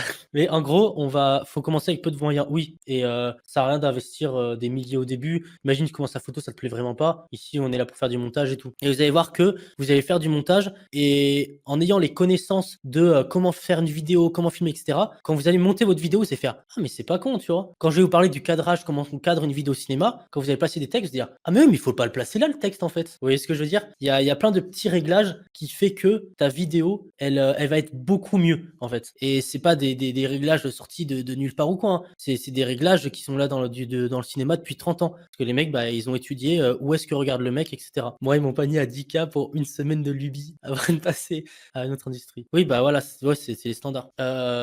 Et pour prendre exemple aussi de grosses caméras, etc., faut savoir que le film le plus rentable de tous les temps, Projet Blair Witch, ils avaient un budget de con et au final, ils ont percé de fou. Enfin, je dis budget de con, je crois que c'était quand même 75 000 euros, une connerie du genre, hein. Je sais plus combien c'était exactement. Mais en tout cas, ils avaient pas un gros budget et ils ont quand même tout retourné. Donc des fois, l'idée, c'était pas Saw le projet super rentable. Alors c'est sûrement super rentable, mais le plus rentable de tous les temps, c'est Projet Blair Witch. Ouais, 60K. J'étais pas loin. Du coup, on va faire une facecam et une interview. La facecam, ça peut vous servir, par exemple, vous voulez vous présenter dans votre portfolio. Et l'interview, ça peut être sympa. Bah, si vous bossez en présentiel et qu'il y a un client qui veut parler de vous, bah, vous pouvez faire une petite interview. Puis même si vous voulez vendre des prestats, ça marche très bien vendre des prestats autour de vous. Ok, la facecam. On va commencer par la business méthode. Donc, il va vous falloir une caméra, un trépied. Bon, jusqu'à présent, hein, caméra, hein, je vous connais les mecs de la business méthode, n'hésitez pas. Hein, vous pouvez partir de des Sony A7 IV, des FX3 comme vous voulez. Ouais, bah oui, bah oui. Putain, on a tourné nos interviews comme de la merde alors. Quoi? Mais un petit Canon 350D en occasion pour 90 balles. Ouais, mais même, ouais, vous allez sur Le Bon Coin. Vous prenez un appareil photo, même les vieux appareils photo, ils tiennent la route. Hein. Genre, moi, je sais que mon père faisait de la photographie. Il a un appareil photo qui date des années 90, avec des très bons objectifs, même les très bons vieux objectifs. Ça se fait beaucoup. Il faut savoir qu'il y a des films au cinéma, ils ont mis des objectifs à 50 balles qui datent des années 70 sur des caméras à 150K euros. Hein. Parce que les vieux objectifs ont des fois des capacités particulières qui sont très très recherchées. Un bon appareil photo, faut pas forcément une bonne vue. Ouais, il faut avoir un. Ça ressemble pas à la photo que tu as montrée. Ah oui, non, mais c'est que vous, c'est tourné un peu plus en mode facecam. Ouais. Ah oui, les gars, faites pas cette erreur. Moi, j'ai fait cette erreur quand j'ai débuté là. Vous enregistrez, je parle de son. Et là, vous allez voir, je vais vous donner des astuces qui vont être plutôt pas mal, qui vont vous aider. Et par contre, là, ici, je vais vous demander un truc, c'est de tout oublier. Tout ce qu'on a vu avant, vous allez oublier. Parce que là, on va voir un point. Si vous le loupez, votre vidéo est niquée. Alors que le point d'avant, si vous le loupez, ça peut un peu marcher. C'est bon, t'as oublié. Tant mieux, j'espère que t'as screen. Parce que, bon, je pense qu'on vous l'a rabâché 1 million de fois. Le son, c'est supérieur à l'image. Voilà, il y a beaucoup de gens qui vont être en mode non, moi, je veux de belles images. Si t'as un son de merde, personne va regarder. Parce qu'en vérité, ça, une vidéo ou photo sous-exposée, ça peut être rattrapable, alors qu'un son dégueulasse, c'est irrattrapable, franchement. Même moi, je fais pas mal de mixage sur tout parce que j'aime bien faire de la musique. Un son vraiment dégueulasse, c'est rattrapable. T'as l'IA aujourd'hui, peut aider, j'utilise des fois. Mais franchement, prise de son, ouais, bah voilà. C'est regardez le module dessus. Le son, c'est le plus important. Parce que vaut mieux avoir une image moyenne et un son excellent qu'avoir une image excellente et un son moyenne. Je parle bien de moyen. Essayez d'avoir au moins une image moyenne. Le son, essayez vraiment maximum de l'avoir excellent. Tu connais la différence entre le 16 bits et le 32 bits pour le son? C'est à peu près pareil que l'image. Hein. C'est le nombre d'informations que vous allez avoir dans. Donc le son, c'est des fréquences, dans les fréquences, etc. Sur le son, justement, ouais, le son, c'est très important. Alors, du coup, il y a des cours, donc je proposerai pas un projet sur tout ce qui est maîtriser l'EQ, maîtriser la compression, maîtriser la reverb, etc. Je ferai pas de cours parce que j'imagine que ça va en parler. Tu as un bouquin à recommander pour le son, justement, Manuel du vidéaste, ils en parlent un peu. Du coup, on va faire 2 enregistrements type. La voix off, donc là, personnellement, techniquement, j'en fais un peu, et la facecam. La facecam, ça va être très rapide. Pour faire toute la voix, que ce soit facecam ou voix off, on va faire de l'insonorisation. Je sais pas si on a ça fait un peu ce que c'est l'insonorisation. Par exemple, si dans une pièce, faire en sorte que ça ne résonne pas trop. J'ai pas de miroir sur moi, mais faut savoir que tout ce qui est ici, après moi je suis dans une énorme pièce, j'ai des mousses acoustiques tout le long. Je pense que ça résonne encore un peu, mais sachez que ma pièce de base c'est une cathédrale. Et l'insonorisation c'est important. Faire un bouclier à micro aussi, ouais, ça peut marcher. Vous allez voir, t'inquiète. Donc on a la business méthode, voilà, comme d'hab. La grand-mère, on la pousse in the escalier, on achète pour 300 balles de mousse acoustique, on sort la colle, on en fout partout, et là on va passer à la méthode RAW qui marche presque mieux que la business méthode. Alors la méthode RAW, moi vraiment j'enregistre de la musique depuis que j'ai 14 ans, et du coup j'avais pas les moyens d'acheter ça. La couette, j'ai mieux que la couette. Boîte de vide, ça marche, j'ai encore mieux les gars. Pas fou les mousses acoustiques, justement. La méthode RAW marche mieux que la mousse acoustique. Franchement, PromDug, si je la fais pas là, c'est que vous allez voir. Donc vous avez les draps, forcément, c'est de base. Les habits, genre si vous avez une penderie, c'est génial. Et le truc qui marche le mieux, c'est les matelas. Si vous enregistrez dans votre chambre, vous prenez un matelas, vous le poussez, vous le mettez contre le mur, vous avez un résultat direct. Premier degré, hein. Le matelas, je me rappelle, j'avais investi dans de la mousse acoustique, j'étais déçu de fou. Oui, oui, si t'es riche. Ouais, voilà. Si vous voulez vraiment investir, moi je sais que la mousse acoustique ça peut marcher parce qu'il faut si t'achètes de la bonne mousse acoustique ça marche. Mais qu'est-ce que je veux dire? Mais si vous n'avez pas les moyens, ouais, vous sortez avec des blocs d'alu. En fait, c'est juste comment marche le son. Le son, on va dire pour la guitare, je parle là, il tape contre la guitare, il revient. Plus vous allez lui mettre un objet mou, donc qui va entre guillemets aspirer tout ce qui est les ondes sonores, plus entre guillemets pas droit. Donc ici, c'est pour ça que les mousses c'est de la mousse et c'est comme ça. Ça marche un peu la boîte d'œufs, mais c'est dur. C'est pour ça. Mais en fait, il vous faut des trucs mous et rugueux. Et s'il vous plaît, ne faites pas des blagues là-dessus, ce serait trop facile. Mais un truc mou et rugueux et ça marchera. Oui, c'est sûr. Bon allez, donc on va passer à la voix off. Donc la business méthode, vous achetez un micro, vous en avez bien, vous en avez plein. Moi j'ai un NT1A, il est bien. Le problème c'est que c'est un micro de studio, donc ça veut dire qu'il capte tout. Donc dès que ça résonne, il capte absolument tout. Il y a le Shure SM7B. Ah, le nom est compliqué. Je suis pas le meilleur en termes de matos son, mais je sais que ces deux micros sont bien. Le mieux après c'est d'avoir une carte son, de passer en XLR, etc. Mais attendez, ce qui nous intéresse, c'est la méthode RA, non? Attends, j'ai rien suivi dans le truc. Les résultats est carré de fou pour pas cher. Ouais, pour les home studios. Ouais, les home studios, en tout cas, pour les home studios, tu verras des mecs faire des trucs de fou, hein. Ouais, c'est ça. Dans les home studios, il y en a, ils enregistrent sous leur truc. Sinon, Modrad, le Elgato Wave sans carte son, entre 40 et 50. J'ai encore plus RA, Kik, tu vas voir.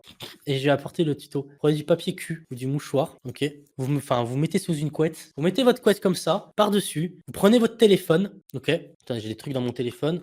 Ok, putain, j'ai des papiers dans mon téléphone. Ok, vous prenez le téléphone, vous enlevez la coque, ok? Téléphone, vous enlevez la coque. Vous prenez du papier cul, vous pouvez le plier si vous voulez, hein, hop là. Vous le mettez au niveau de où va être le son du téléphone. Vous remettez le téléphone dedans, tac. Ok, le téléphone, vous le foutez à 45 degrés, à peu près ici, vous parlez tout droit, vous vous mettez sous votre couette et vous enregistrez. Hyper débrouillard. Ok, du coup on est bientôt sur la fin et on va parler de cadrage, de valeur de plan, donc c'est chapitre bonus qui va énormément vous aider dans le montage. J'en parlais beaucoup de filmer, ça va beaucoup vous aider dans le montage. Ok, donc on va commencer par les valeurs de plan. Donc qu'est-ce que c'est une valeur de plan? La valeur du plan, c'est ce que vous allez filmer, est-ce que c'est prêt, etc. Donc tu as des plans qui sont très connus, genre le plan américain qui est au niveau debout, c'est là, c'est coupé ici. À quoi ça sert? Souvent, quand tu filmes quelque chose, tu vas faire un plan général ou un plan d'ensemble qui va poser la scène, qui va dire OK, on est ici. Et ensuite, vous allez passer par exemple à un plan américain. Les plans italiens, par exemple, moi j'en fais jamais, je trouve ça moche. Je sais pas si vous voyez bien les noms, mais voilà. Souvent, tu passes plan général pour montrer où tu es, tu situes la scène. Et après, par exemple, tu passes au plan américain. Puis après, si tu veux montrer une émotion exceptionnelle, quelqu'un qui a peur, tu peux placer, par exemple, quelqu'un qui a peur, tu passes. Bon, je vais être du coup très précis.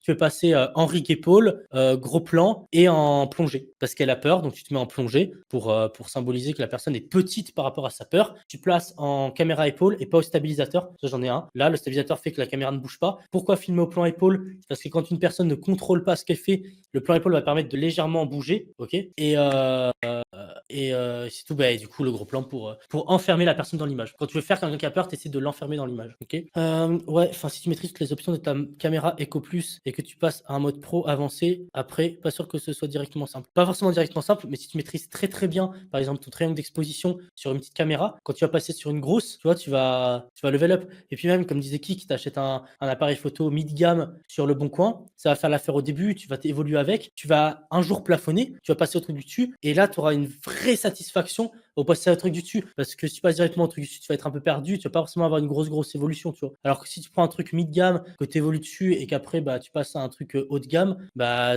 là, tu vas vraiment kiffer ta vie, tu vois, parce que tu vas comprendre les évolutions. Le plan italien, c'est pas celui où on voit les mains du mec qui parle. Non, le plan italien, c'est un plan, entre guillemets, taille personne, qui est cadré au niveau au-dessus des chevilles. Ouais, moi j'ai fait full Lumix au début, et après je suis passé en full Sony, et c'était exceptionnel. Du coup, c'est ce que j'expliquais tout à l'heure, souvent quand tu filmes, ça se fait beaucoup en reportage, etc. Tu fais un plan général, vous le remarquerez à la télé, hein, ils interviewent un mec, la boulangerie, machin, je sais pas quoi, plan général de la boulangerie, et ensuite interview du mec, donc là ici c'est un plan américain, donc plan général, et bam, on switch en plan américain. Toujours situer la scène, tu le peux, hein, une interview ça n'a rien à voir, mais toujours situer la scène, où est-ce qu'on est. Faut que le spectateur, quand il regarde, tu pars directement sur un plan américain, ça peut avoir son utilité artistique, hein. Sachez que là, tout ce que je vais vous montrer, ça peut être toujours contredit. Parce que y a toujours un mec qui va dire ouais, mais pour la statistique, ça peut être bien qu'on sache pas trop où il est, etc. Ça peut marcher. Parce que si une personne, par exemple, dans n'importe quel film d'aventure, atterrit dans un endroit qu'il ne connaît pas, tu vas commencer forcément par un plan où le mec il regarde comme ça, t'es en caméra épaule, forcément ça bouge et tout. Et tu sais, il regarde un peu, et après tu peux repasser en plan général où on repère des brouillards. Ok. Du coup, on est bientôt sur la fin et on va parler de cadrage, de valeur de plan. Donc c'est chapitre bonus qui va énormément vous aider dans le montage. J'en parlais beaucoup de filmer, ça va beaucoup vous aider dans le montage. Ok. Donc on va commencer par les valeurs de plan. Donc qu'est-ce que c'est une valeur de plan? La valeur du plan, c'est ce que vous allez filmer, est-ce que c'est prêt, etc. Donc tu as des plans qui sont très connus, genre le plan américain qui est au niveau debout, c'est là, c'est coupé ici. À quoi ça sert? Souvent, quand tu filmes quelque chose, tu vas faire un plan général ou un plan d'ensemble qui va poser la scène, qui va dire OK, on est ici. Et ensuite, vous allez passer par exemple à un plan américain. Les plans italiens, par exemple, moi j'en fais jamais, je trouve ça moche. Je sais pas si vous voyez bien les noms, mais voilà. Souvent, tu passes au plan général pour montrer où tu es, tu situes la scène. Et après, par exemple, tu passes au plan américain. Puis après, si tu veux montrer une émotion exceptionnelle, quelqu'un qui a peur, tu peux placer, par exemple, quelqu'un qui a peur, tu passes. Bon, je vais être du coup très précis. Tu peux passer Henri Guépaul, gros plan et en plongée parce qu'elle a peur. Donc tu te mets en plongée pour symboliser que la personne est petite par rapport à sa peur. Tu places en caméra épaule et pas au stabilisateur. Ça, j'en ai un. Là, le stabilisateur fait que la caméra ne bouge pas. Pourquoi filmer au plan épaule? Parce que quand une personne ne contrôle pas ce qu'elle fait, le plan épaule va permettre de légèrement bouger. Ok. Et c'est tout. Bah, du coup, le gros plan pour enfermer la personne dans l'image. Quand tu veux faire quelqu'un qui a peur, tu essaies de l'enfermer dans l'image. Ok. Ouais, enfin, si tu maîtrises toutes les options de ta caméra Eco Plus et que tu passes à un mode pro avancé, après, pas sûr que ce soit directement simple. Pas forcément directement simple, mais si tu maîtrises très très bien, par exemple, ton triangle d'exposition sur une petite caméra, quand tu vas passer sur une grosse, tu vois, tu vas level up. Et puis même, comme disait Kik, t'achètes un appareil photo mid gamme sur le bon coin, ça va faire l'affaire au début, tu vas t'évoluer avec, tu vas un jour plafonner, tu vas passer au truc du dessus, et là, tu auras une vraie satisfaction au passer au truc du dessus. Parce que si tu passes directement au truc du dessus, tu vas être un peu perdu, tu vas pas forcément avoir une grosse évolution, tu vois. Alors que si tu prends un truc mid gamme, que tu évolues dessus et qu'après, bah, tu passes à un truc haut de gamme, bah, là, tu vas vraiment kiffer ta vie, tu vois, parce que tu vas comprendre les évolutions. Le plan italien, c'est pas celui où on voit les mains du mec qui parle. Non, le plan italien, c'est un plan, entre guillemets, taille personne qui est cadré au niveau, au-dessus des chevilles. Ouais, moi, j'ai fait full Lumix au début, et après, je suis passé en full Sony, et c'était exceptionnel. Du coup, bah, c'est ce que j'expliquais tout à l'heure, souvent quand tu filmes, ça se fait beaucoup en reportage, etc. Tu fais un plan général, vous le remarquerez à la télé, hein, ils interviewent un mec, la boulangerie, machin, je sais pas quoi, plan général de la boulangerie, et ensuite interview du mec, donc là ici c'est un plan américain, donc plan général, et bam, on switch en plan américain. Toujours situer la scène, tu le peux, hein, une interview ça n'a rien à voir, mais toujours situer la scène, où est-ce qu'on est. Faut que le spectateur, quand il regarde, tu pars directement sur un plan américain, ça peut avoir son utilité artistique, hein. Sachez que là, tout ce que je vais vous montrer, ça peut être toujours contredit parce que y a toujours un mec qui va se dire ouais, mais pour la statistique, ça peut être bien qu'on sache pas trop où il est, etc. Ça peut marcher parce que si une personne, par exemple, dans n'importe quel film d'aventure, atterrit dans un endroit qu'il ne connaît pas, tu vas commencer forcément par un plan où le mec il regarde comme ça, t'es en caméra épaule, forcément ça bouge et tout, et tu sais, il regarde un peu, et après tu peux repasser en plan général où on rend une scène de film. Vas-y, je suis chaud. Je vais taper Indiana Jones extrait. Indiana Jones extrait. Là, par exemple, on voit la règle des tirs. Alors, rien que dans sa miniature, on le voit. Il y a deux objets importants dans l'image. La statuette et...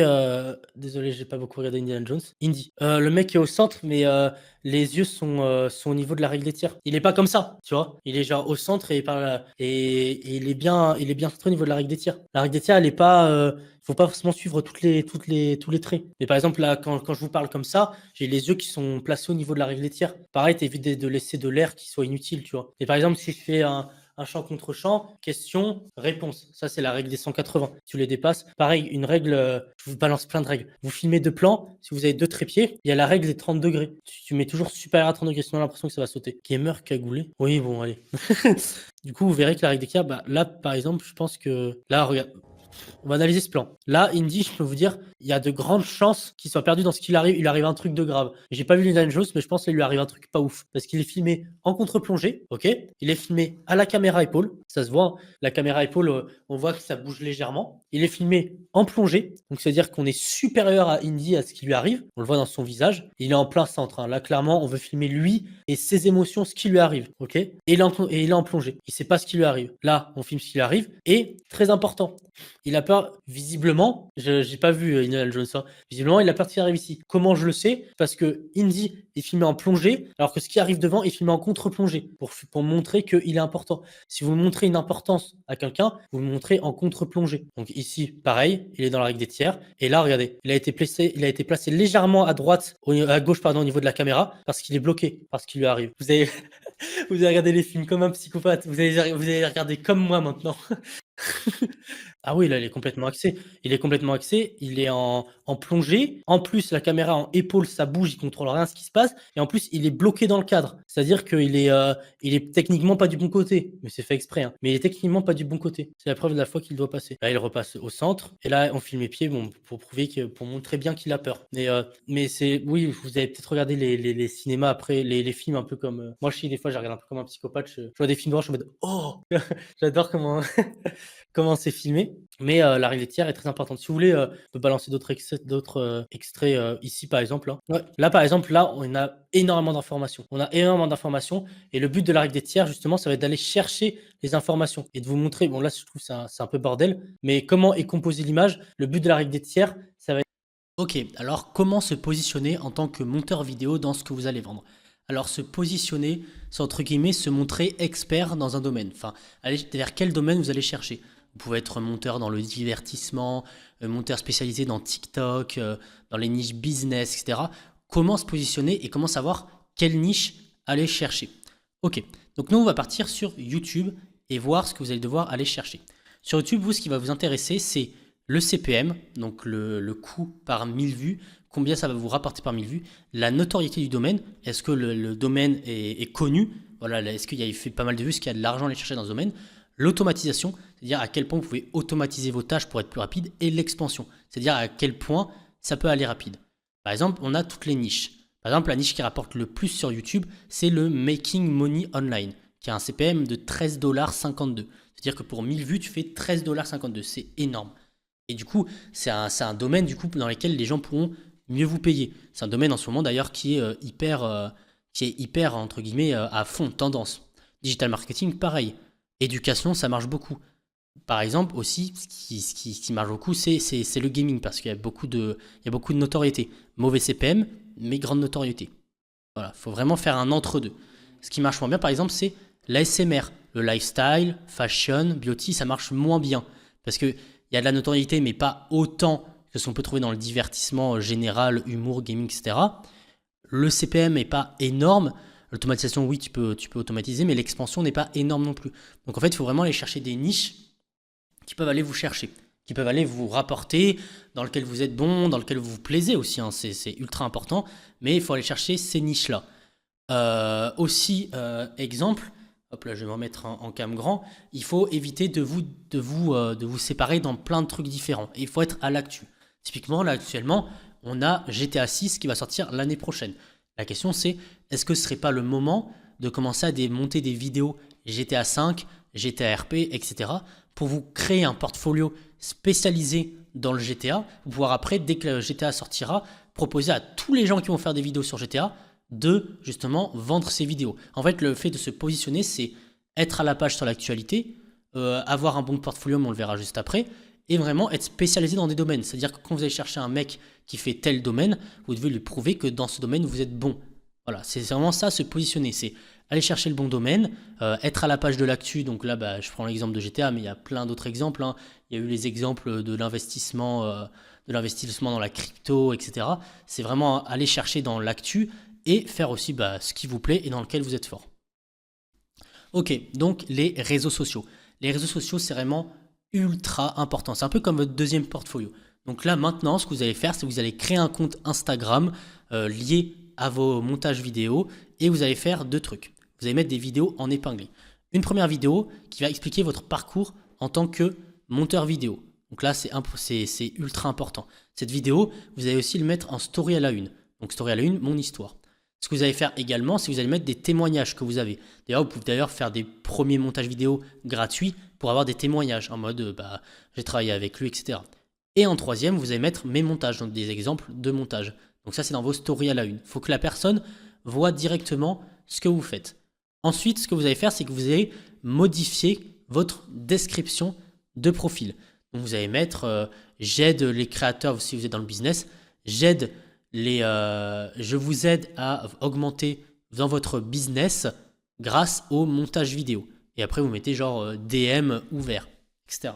Le but, c'est d'aller chercher ce que les gens ont besoin. Donc, les 3 grands besoins, en général, ça peut être l'argent, ça peut être la notoriété. Je vous aide à faire exploser vos vues grâce au montage vidéo. En fait, il ne faut pas dire je suis monteur vidéo, c'est je vous aide à faire quelque chose grâce à quelque chose. Vous résolvez un problème. Le but, c'est que vous allez résoudre un problème de vos clients. Ensuite, qu'est-ce que vous pouvez poster? Vous pouvez poster des tutos au montage, des exemples. Je pense que vous avez déjà vu des vidéos, on voit la timeline au-dessous et au-dessus, vous mettez votre montage, vous mettez les meilleurs moments. En fait, le but, c'est pas faire beaucoup de vues. En fait, vous en foutez de faire des vues. Le but, c'est que quand vous allez envoyer un message à une personne, quand il va sur votre profil, il sait exactement ce que vous faites.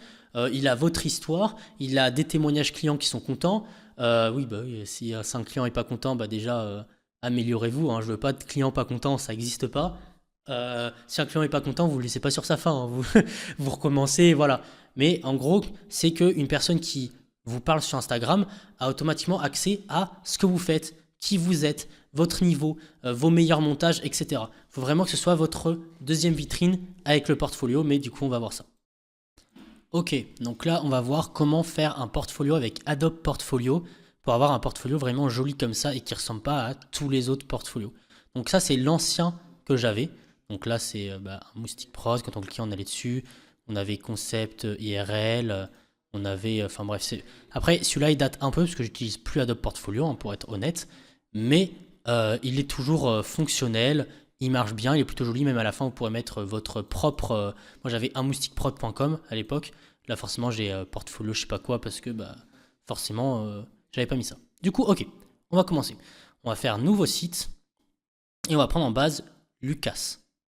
C'est le thème que j'utilise à chaque fois. Nous, on va s'imaginer qu'on crée un site pour la formation. Donc, on va aller dans page, parce que le page work est moche, on va pas se mentir. Et je vais créer l'accueil. Donc, on va ajouter une page tout simplement à ça.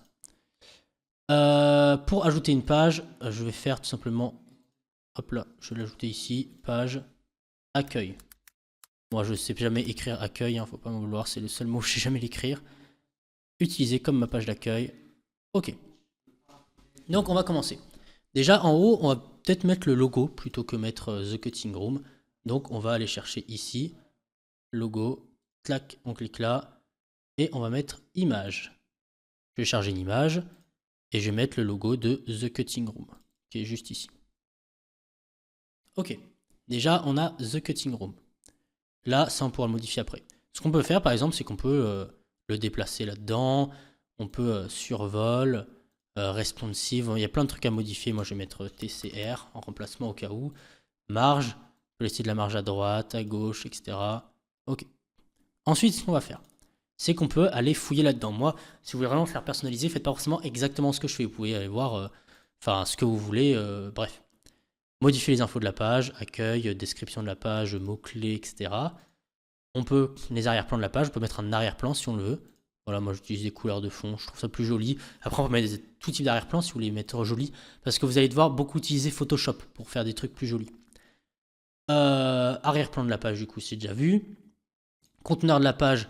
En gros, on peut modifier plein de trucs, mais moi, j'y touche pas, je vais pas vous mentir. Hein. J'y touche même jamais. Et du coup, on va pouvoir modifier les trucs. Bannière. Moi, par exemple, je sais que je crée tout le temps une bannière. Voilà. La bannière, on va pouvoir la modifier, vous inquiétez pas. Par exemple, on peut rajouter un bouton, on peut rajouter... En fait, on peut rajouter jusqu'à 2 boutons. Moi, ce que j'ai utilisé pour prendre un rendez-vous. Icônes sociaux. Voilà. On peut vraiment tout ajouter. Mais moi, je vais tout ajouter parce que j'en ai besoin et voilà. Option de la bannière. Hauteur. Bon, déjà, moi, je vais baisser la hauteur parce que je trouve que c'est pas nécessaire d'avoir une grande hauteur. En tête de la page, on peut aussi personnaliser. On peut même l'enlever, regardez. Là, en tête de la page. Voilà. Je l'enlève, pas besoin. Accueil, qu'est-ce qu'on va mettre? The Cutting Room. Je vais mettre la passion du cut. Là, on peut modifier le bouton. On va mettre rejoindre le Discord. Et là, URL externe, on va mettre le lien du Discord. Tac. The Cutting Room, invité. Bah, je vais mettre un lien, tout simplement. Tac, copier, coller. Hop là. Et automatiquement, on va voir rejoindre le Discord. On peut aussi, bien sûr, modifier le bouton pour qu'il y ait une couleur. Par exemple, on va mettre bleu du coup. Bleu Discord, c'est un truc un peu comme ça. Texte. Et bouton, bah attendez, je vais copier-coller. Et le bouton, on va mettre pareil, le X. Tac. Rejoindre le Discord. Et là, on peut mettre, par exemple, acheter la formation. On va mettre en rouge du coup. Normal. Rouge. Tac. Et tac. Ok. La passion du code, on va dire que je vais modifier un peu le texte. Bon, je vais mettre régular, je vais mettre bold italique ou black italique. La passion du cut. Ok, parfait. Donc là, quand on va cliquer sur la flèche, ça va automatiquement descendre. Donc on a The Cutting Room. Ok. Qu'est-ce qu'on peut faire maintenant pour The Cutting Room? On va dire que The Cutting Room, c'est pas une formation, c'est un truc de montage. Bon. Option de la bannière. On va voir ce qu'on a mis aussi sur la bannière. Sur la bannière, on a mis les icônes de réseaux sociaux. Tac. Donc, on va aller chercher dans la bannière. Icônes sociales. Ok. Donc, on va pouvoir mettre les liens des icônes sociaux. Instagram, on va dire, je vais mettre le mien. Hein, donc, je vais copier-coller tout simplement ce que j'avais mis en Instagram. Voilà. Tac, Instagram. Il faut que je retourne sur la bonne page. Instagram. On va mettre le mien. Tac. J'active et automatiquement ça le met là. Alors on va pouvoir vous modifier, vous inquiétez pas, les types d'icônes, on va modifier la taille, largeur, bah on va augmenter pour que ce soit plus joli. On va aussi modifier dans la bannière la hauteur, voilà, pour que ça prenne quand même plus de place et que ce soit plus joli. TikTok, on va mettre https://tiktok.com tiktok.com/lemoustique.mp4. Ok, TikTok. On peut aussi changer le type d'icône. Icône uniquement, icône en cercle, en carré, arrondi. Voilà. On peut modifier la couleur des icônes. Voilà, on peut vraiment absolument tout changer sur les icônes. Moi, je vais mettre, on va dire, un bleu léger. Ouais. Non, en vrai, je vais laisser blanc. Je trouve ça plus joli comme ça. Ok. Donc là, quand les gens vont cliquer sur les icônes, automatiquement, ça va mettre ça. On peut aussi mettre notre mail. On va dire, moi, je vais mettre mon mail ici. Un moustique prod@gmail.com. Tac, on l'affiche. Et hop là, on aura également le mail. Ok. Maintenant, qu'est-ce qu'on va faire? On va dire, on fait des vidéos divertissement. On va créer une page. On va créer carrément même, tac, là. On va créer une collection. Non, on va laisser dans Work. On va tout laisser dans Work. Donc, on va mettre une page qui va s'appeler tout simplement. On va l'appeler divertissement. Voilà, on va l'appeler divertissement. Du coup, on peut dupliquer la page ou créer une page. Bon, je vais créer une page. Divertissement. Ok. Je vais mettre dans Work. Hop là. Donc par exemple, Work, divertissement. Par exemple, comme ce qu'on a sur un Moustique Prod. Un Moustique Prod, carrément, j'ai même pas mis de navigation. Là, on a une navigation. Je pourrais carrément l'enlever. On va faire avec la navigation. Donc, je vais supprimer là. Tac. Hop là. Page. Je vais créer un rassemblement de pages, donc une collection. Je vais mettre portfolio. Ok. Créer une collection. Là, vous verrez que portfolio, normalement, c'est mis ici. Vous verrez dans navigation, on va pouvoir personnaliser les pages dans, regardez, là, je vais mettre là, ici, portfolio. Et là, ça aura modifié. Bon, du coup, je vais peut-être pas le mettre en grand parce que du coup, c'est un peu moche d'avoir un texte complètement grand directement. Donc, je vais modifier portfolio. Par exemple, on va mettre en premier vidéo divertissement. Donc, divertissement, j'ai oublié de sauvegarder. Du coup, j'ai pas créé portfolio. J'ai pas modifié le titre de portfolio, pardon. La vidéo divertissement. Donc, on va dire, on va mettre une vidéo, un lien, pardon, intégrer. Donc intégrer comment ça marche. Vous allez sur YouTube. Hop là. Sur YouTube.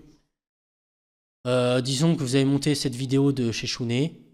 Vous allez dans partager, intégrer et vous copiez. Voilà, tout simplement. Vous faites copier, tac. Enregistrer l'élément intégré, pareil. Hop là, vous avez ça.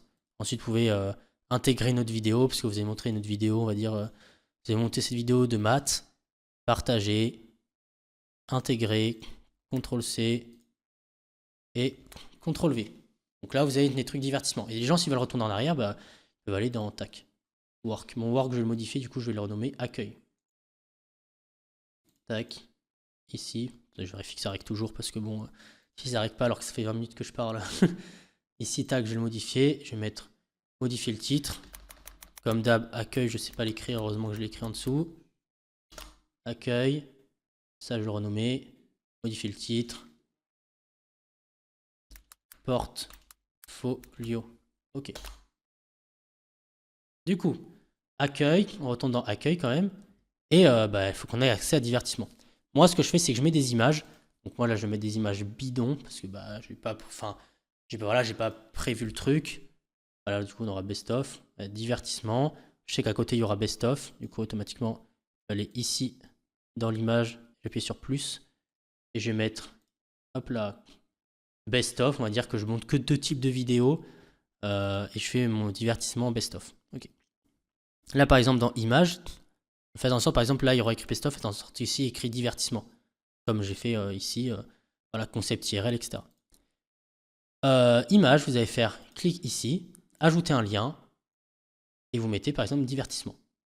Vous décochez ça, parce que sinon, ça va ouvrir dans un nouvel onglet. Du coup, quand les gens cliqueront là-dessus, ils vont automatiquement accéder à divertissement. Et quand ils vont recliquer là, ils vont automatiquement réaccéder là. Bah, du coup, on va créer la page best of. Du coup, on va dupliquer. Moi, ce que je vous conseille, c'est de faire un truc joli. Plus joli que ça, hein, c'est modifier l'entête, faire un truc beaucoup plus joli. Par exemple, il y a des moyens, on peut demander à ChatGPT pour faire en sorte, par exemple, que les bords soient plus ronds, etc. Par exemple, si je vais là, je ne l'ai pas fait. Vous voyez, on peut demander à ChatGPT pour qu'il fasse des trucs plus jolis. Et dans page, vous allez faire dupliquer la page. Du coup, ça va le dupliquer. Copie de divertissement. Modifier le titre de la page. Vous mettre best of. Voilà. Tac. Merde, à chaque fois je modifie le titre, best of. Ok, entrée. Là, ça modifie. Donc vous retournez dans l'accueil.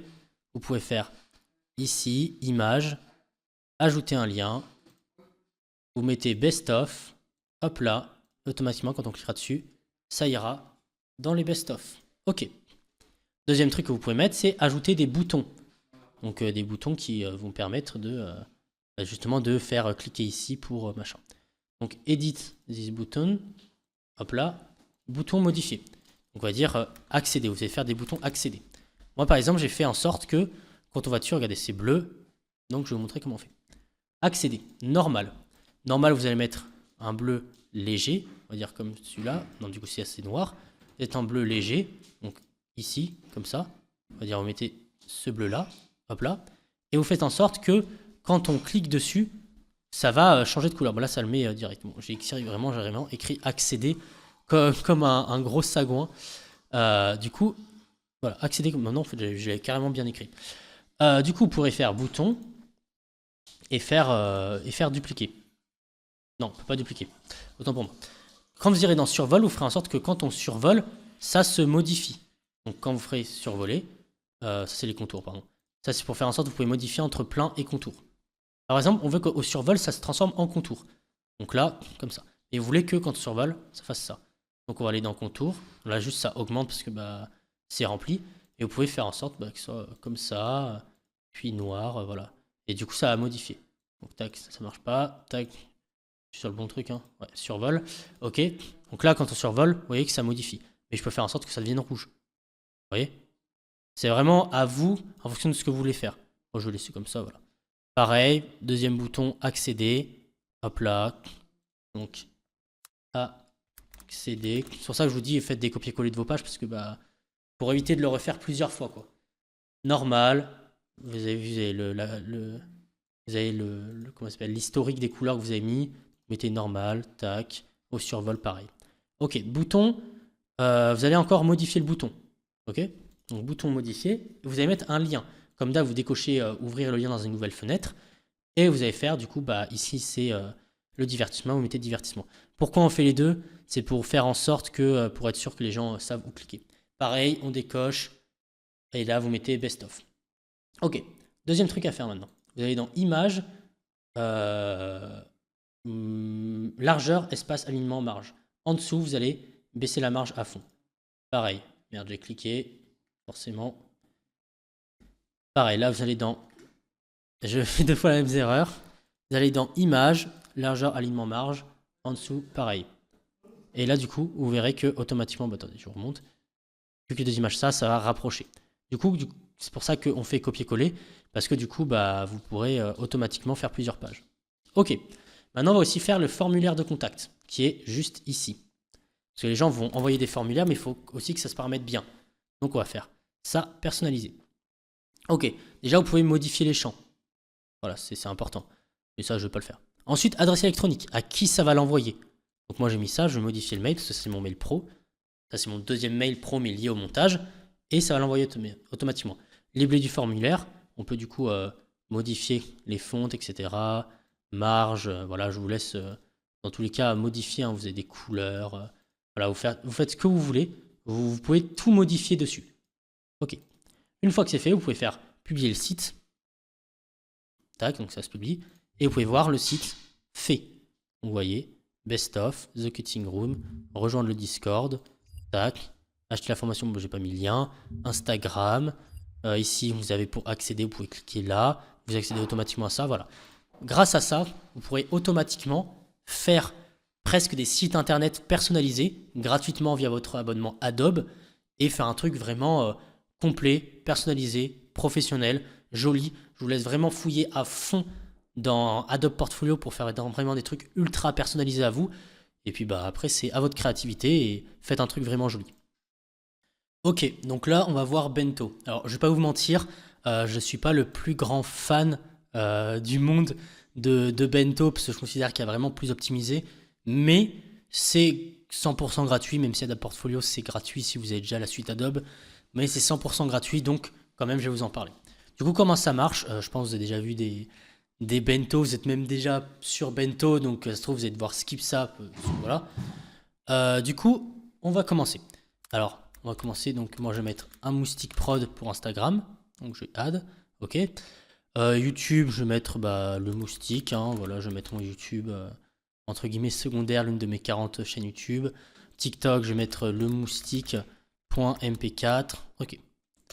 Ça, on met les plateformes. Donc ça, c'est les gens vont te contacter avec ça. Moi, ce que je faisais quand j'utilisais Bento, direct, je mets YouTube. Alors, ce qui marche bien, je trouve, c'est au lieu de mettre des liens YouTube, c'est mettre directement des extraits en faisant clic droit vidéo. Pourquoi? Parce que automatiquement, ça va mettre play. Et en fait, ça, c'est vraiment un truc ultra important, c'est qu'il y ait play automatiquement sur la vidéo. Donc hop là, on recadre au bon format. Donc moi, je vais mettre comme ça. Je vais mettre comme ça, c'est suffisant. On peut normalement mettre 16/9 hein, si je ne me trompe pas. Non, on peut peut-être pas, bon. Tac, donc là en gros vous mettez vos meilleurs extraits de montage YouTube. Ok. Le but c'est pas en fait d'avoir forcément des liens, c'est vraiment que les gens voient ce que vous savez faire.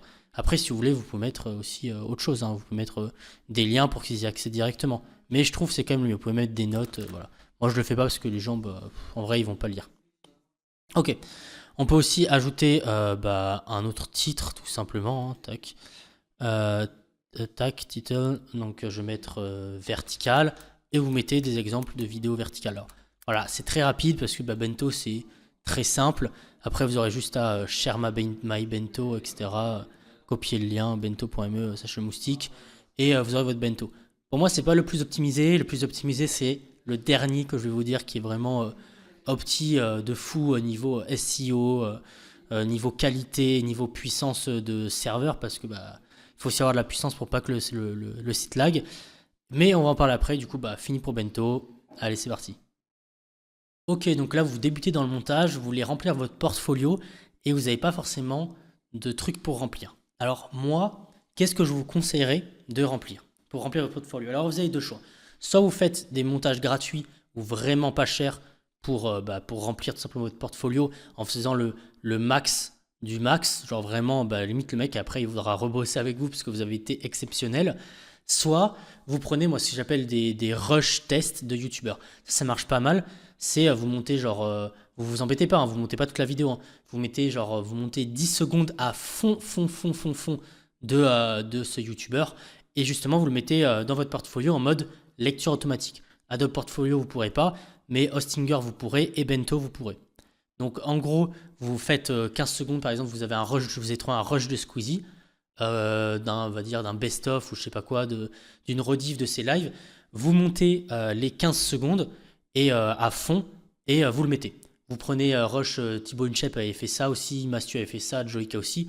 Vous prenez ces 3 vidéos, vous montez 15 secondes à fond de ces 3 vidéos, vous les mettez et en gros, vous mettez plein de gros youtubeurs parce que c'est pas le fait qu'ils soient des gros youtubeurs qui fait que vous allez plus vendre, c'est le fait qu'ils ont des bonnes qualités de cam. Du coup, vous aurez des bons rushs.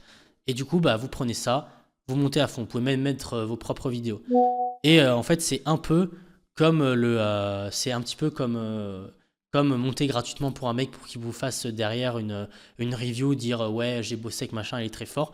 C'est exactement pareil. Vous prenez des rushs de youtubeurs, vous mettez à fond et vous remplissez le portfolio. Tout simplement. Qu'est-ce que c'est un showreel? Un showreel, c'est en gros montrer tout ce que vous savez faire en montage vidéo. Moi, comment je structure un showreel? Alors, c'est assez personnel. On avait parlé de casser le rythme. Moi, par exemple, j'ai créé mon showreel, je ne l'ai pas encore complètement monté. Ce que j'ai fait, c'est que j'ai fait une partie cinématique, une partie où je parle de moi, et une partie du coup best-of. Le principe du showreel, c'est vraiment montrer le meilleur de vous-même.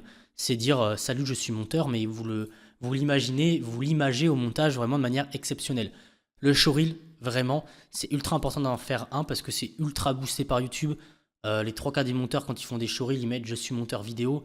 Et vraiment, les 3/4 du temps, vraiment, ça pète, ils font 2000, 3000 vues. Alors, ça pète pas non plus le million de vues, mais ça permet de choper des clients. Moi, je me suis fait des clients grâce à mon premier showreel qui, en vrai, par rapport à celui que je vais faire là prochainement, est vraiment pas exceptionnel. Donc, le showreel, très important. Vous l'écrivez et vous faites exactement pareil que le portfolio. Vous mettez les meilleurs moments de vos meilleures vidéos et vous faites un peu un best-of. Alors, vous ne faites pas que ça.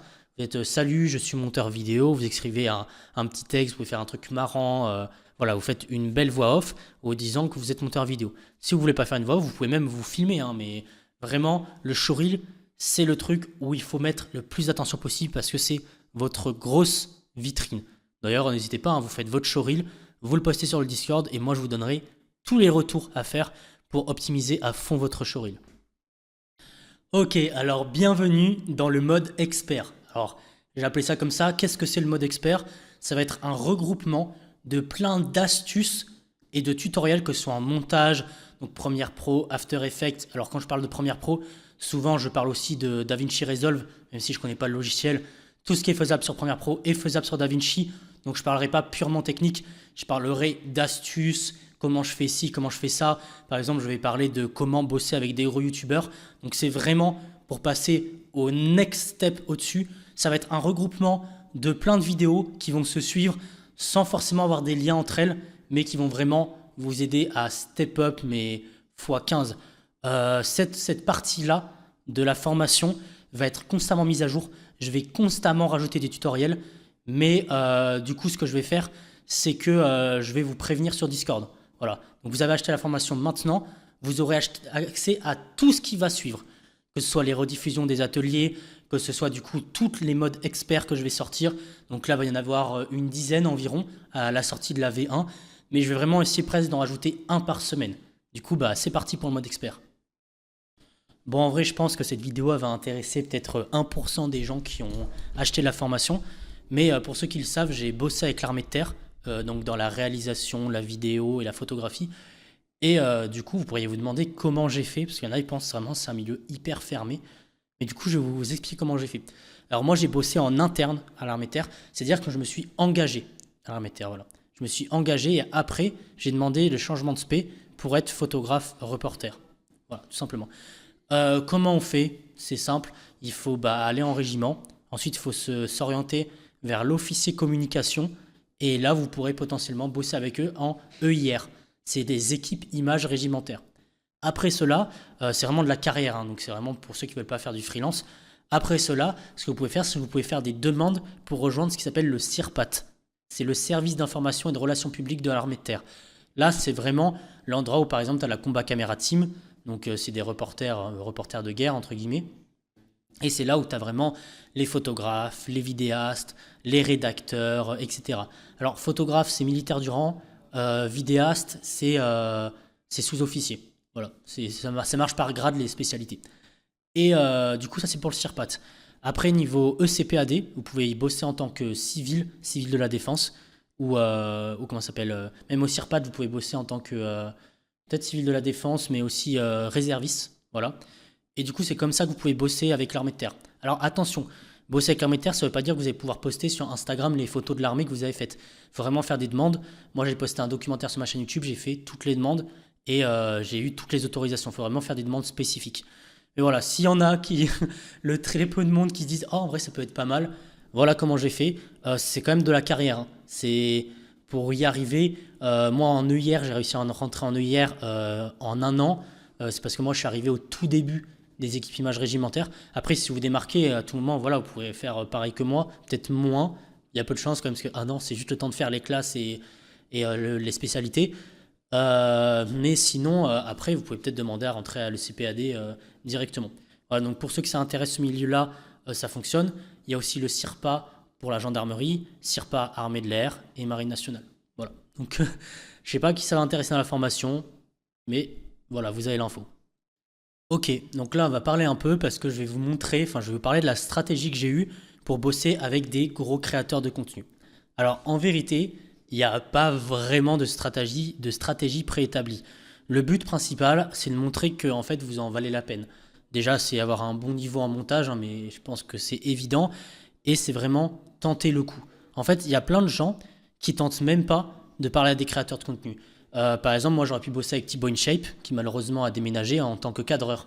Mais juste parce que j'ai pris la décision de lui envoyer un mail. Mais il y a 2 trucs. Déjà, évitez d'envoyer un mail directement au youtubeur. Allez chercher les boîtes de prod des youtubeurs. Par exemple, j'ai bossé avec Pierre Cross, mais j'ai jamais envoyé un message privé à Pierre Cross, ni un mail à Pierre Cross. Par contre, j'ai envoyé un mail à la boîte de production de Pierre Cross, qui est MG Prod. Et il y a plein d'autres de boîtes de prod. Et en fait, ce que les gens ne comprennent pas, c'est qu'ils voient les youtubeurs. Sauf qu'en vérité, quand tu bosses avec un gros youtubeur, tu bosses principalement avec leur boîte de production. Donc si tu veux monter pour des youtubeurs, c'est vraiment boîte de production. Ensuite, deuxième truc, c'est être abonné sur Instagram à tous les youtubeurs. Vraiment, parce que des fois, c'est là qu'ils mettent des annonces. One Studio, c'est ce qu'ils ont fait. Pareil, allez sur X, enfin Twitter, et pareil, vous abonnez à tous les youtubeurs. Le truc, c'est vraiment d'être à la page à 200% sur tous les youtubeurs et vraiment genre répondre à tous les trucs. Faut laisser passer aucune occasion. Aucune occasion ne doit passer sous votre nez sans que vous essayiez. One Studio, vous essayez, ils avaient fait un truc où il fallait faire des tests et tout. Il faut essayer. Vous n'êtes pas pris, c'est pas grave. En fait, il n'y a que ceux qui n'essaient pas qui vont jamais savoir en fait s'ils peuvent le faire ou pas. Donc en fait, la stratégie pour bosser avec des youtubeurs, c'est avoir un bon portfolio, montrer que vous en valez vraiment la peine et vraiment prendre ce truc de envoyer des mails tous les jours en vrai. Hein. Vous pouvez tous les jours envoyer des mails à des youtubeurs différents, tous les jours regarder si ça recrute, contacter toutes les boîtes de prod de Paris, vous pouvez essayer de les appeler, essayer d'envoyer des mails.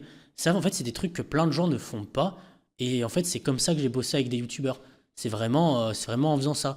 Quand il y a de la recherche, vous répondez direct, vous proposez. En fait, ils vont chercher des gens qui sont force de proposition et des gens qui ont envie. Et en fait, vu que c'est un petit milieu, une fois que vous aurez réussi à raccrocher quelques youtubeurs, en fait, peu à peu, si vous bossez bien, ça pourra que marcher pour vous. En fait, ça peut paraître banal et bateau. Certains, ils vont se dire, en fait, j'ai payé une formation, le mec, il dit un truc banal, mais non, en fait, genre juste, faites-le. Genre vraiment, envoyez des messages, après, si vous n'avez vraiment pas le niveau, il va falloir s'améliorer. Mais la formation, justement, est faite pour ça. C'est pour ça que j'ai voulu faire une formation pour les personnes qui ont déjà des bases en montage, mais qui n'ont pas encore le niveau pour aller jusque-là.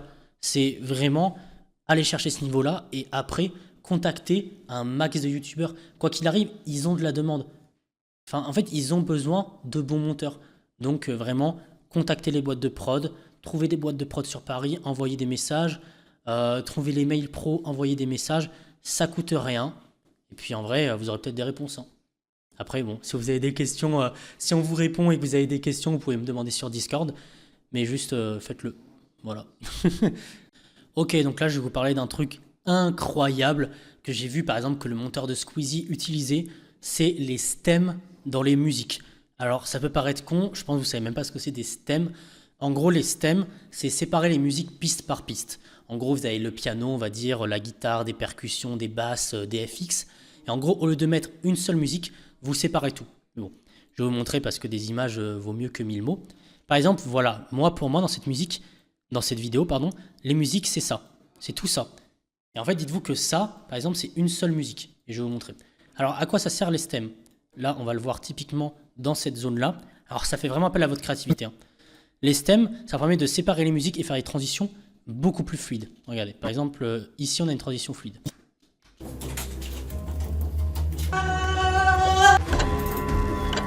Vous voyez? Par exemple, là, ici, j'ai de la percussion, un FX, de la mélo, ça c'était la percussion mais avec plus, et une autre piste de mélo. Et ce que j'ai fait, c'est que j'ai fait partir des mélos peu à peu pour garder uniquement les percussions.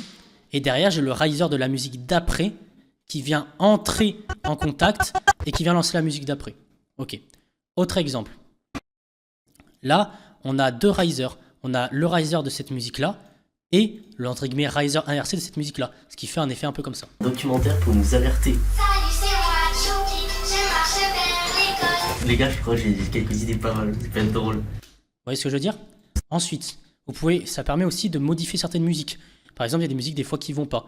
Niveau intro, par exemple, moi j'ai une musique où je voulais un système où, vu qu'il y avait une ambiance un peu, entre guillemets, suspense, je faisais en sorte qu'on n'entendait que les percussions pendant qu'on piochait les cartes. Et du coup, il y avait que les percussions et la musique. Et sur la fin, où le mec il teasait un truc, j'ai remis tous les instruments de la musique pour que ça fasse vraiment hyper intense. Et en plus de ça, j'ai rajouté un riser en SFX. Et je vais vous montrer ce que ça donne. Bah, on saura qui a gagné. Après, on remettra la réponse en épinglé, je pense. Bon, qui veut piocher en premier? Allez, c'est parti. Les Schtroumpfs Ok. avec les sites de rencontre. Ok. Là, vous voyez que les percussions. Les mignons de Moi Moche et Méchant. La zone 52. C'est pas la 51 de base. Ouais, mais là, c'est la zone 52. Ah oui, et un nouveau truc, on va vous faire découvrir la salle de création. Mais c'est quoi la... Vous voyez, les compositions, le fait que j'ai les stems m'a permis de enlever les musiques mélo à certains points, ce qui m'a permis de combler avec des SFX et rendre ça beaucoup plus marrant, avec beaucoup plus, moi j'appelle ça de la 3D dans le montage, mais c'est ma façon de parler. Et c'est vraiment, ça a permis de créer une vraie profondeur dans la vidéo qu'on ne trouve nulle part ailleurs. On trouve vraiment ça que sur des montages vraiment pro, à la Squeezie, Mastu, etc. Et vraiment, ajouter ces choses-là à tes montages va vraiment faire propulser tes trucs et les gens vont dire « Ok, le mec, il maîtrise de fou ». Donc, si vous le pouvez, les stems dans les musiques. Alors, comment ça marche? Moi, c'est avec artlist.io, donc forcément, il faut avoir l'abonnement. Je ne sais pas si je l'ai là, non. Alors, extension, Artlist Librairie, voilà. J'ai juste ici, j'espère que ça ne m'a pas déconnecté. Non. Par exemple, moi, dans les musiques, quand j'ai ça, c'est que j'ai les stems. Et en gros, si je veux, je peux télécharger toutes les musiques. Et du coup, ça me donne toutes les stems. Genre les basses, les drums, regardez par exemple là. Je peux garder que les drums si je veux. Ou je garde que la basse. Et voilà, du coup, ça permet vraiment de tout installer et vraiment de aligner bon SFX plus bonne utilisation des stems et personne ne vous dépassera dans le montage. Vraiment. Ça rajoute une différence. Je pense que ça multiplie par 3-4 le niveau de votre montage. Genre vraiment entre quelqu'un qui utilise les stems plus des bons SFX et quelqu'un qui n'utilise pas les stems, il y a vraiment un monde. Donc utilisez les stems, entraînez-vous et amusez-vous. Ok, il y a un effet que je trouve super cool et méga stylé et qui en plus permet de faire un humour vraiment génial, c'est le crash de musique. Donc ça va prendre 2 secondes et je vais vous montrer comment on fait. Alors on va faire un loom et je vous montre du coup l'effet initial. Ok, donc on enchaîne directement, on a 2 vocales. De beaucoup. De beaucoup, ouais, bon, ok, allez. Ça, c'est des Ok, donc moi franchement j'adore cet effet. Je vais vous faire écouter en solo ce que ça donne quand même. Et vous allez voir, en vérité, c'est plutôt super facile. Donc, on va partir de cet extrait avec rien. deux vocales. Deux ici, vocaux. Deux vocaux, ouais. Ok, ce qu'on va faire, c'est qu'on va prendre ça, on va allonger légèrement, on va faire clic droit et on va faire modifier l'élément dans Adobe Audition. Donc Adobe Audition va s'ouvrir, c'est normal, ça prend le temps. Et là, on a notre... Ok, on a notre piste, c'est parfait. Maintenant, on va faire Effet, Temps et hauteur, liant de hauteur de ton. Ok, on clique dessus et on va sélectionner Platine en perte de puissance. Appliquer et regardez. Parfait. Ensuite, on va sauvegarder, CTRL S, et ça va automatiquement l'actualiser dans Premiere Pro. Directement, on a deux vocales. Deux ici, vocaux. Deux vocaux, ouais, bon, on a compris. Allez. Parfait. Du coup, là, il va y avoir le changement de musique. Il y a une blague. Du coup, je vais accentuer la blague en rajoutant, par exemple, un effet de cassement de verre. Ici, celui-là. Directement, on a deux vocales. Deux vocaux. Deux vocaux, ouais. Voilà. Et ce que j'aime bien aussi, moi, derrière, c'est mettre une phrase un même. Moi, j'ai mis celui-là. Mais enfin, ça va pas! Sauf que là, ça marche pas. Juste comme ça va pas être joli. Donc, je vais mettre une reverb. Le seul problème, c'est que derrière, on a encore, ça parle encore.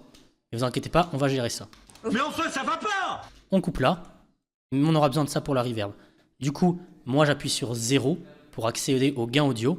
Je vais mettre moins 110 décibels pour avoir, entre guillemets, rien. Je clique droit dessus. Je fais imbriquer l'élément. Et on a une séquence imbriquée. Comme je l'ai dit précédemment, on déteste les séquences imbriquées de son.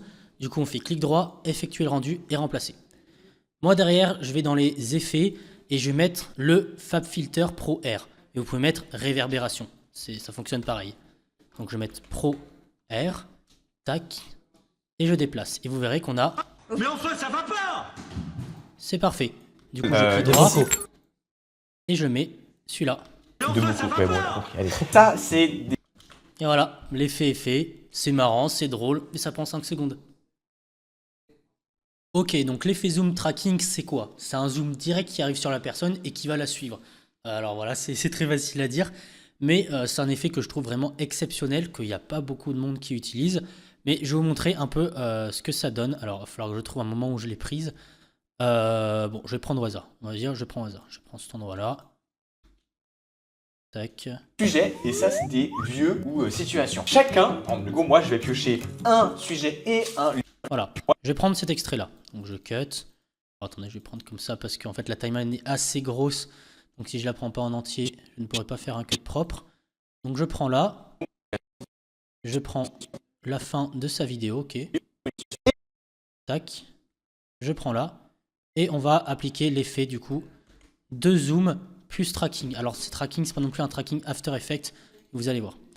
En gros le but... Bon, ok.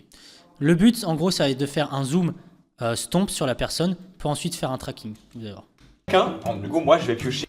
Bon, du coup, je vais enlever tous les effets que j'avais mis initialement. Donc, comme vous avez vu, j'ai mis des effets préfaits. Tac, hop là. Ok. Donc, je vais prendre la personne. Et ce que je vais faire, c'est que je vais commencer par un zoom stomp. Donc, je vais aller sur le zoom de la personne. Tac, hop là. Et je vais aller sur un zoom stomp. Donc, 4-3, comme je vous ai montré sur le tutoriel.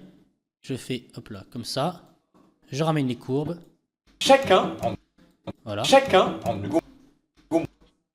Voilà. Et là après, là en fonction de ce qui bouge, moi, je vais compenser son mouvement. Alors là, il bouge pas énormément, mais en gros, je vais essayer au maximum de compenser ce mouvement. C'est pas grave si c'est imprécis. Le but c'est de donner un effet que quelqu'un tient la caméra. Tac. Alors attention, n'oubliez pas, là vous cliquez. Vous faites linéaire.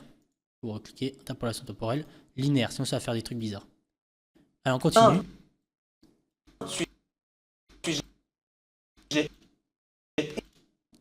Et un lieu, une situation.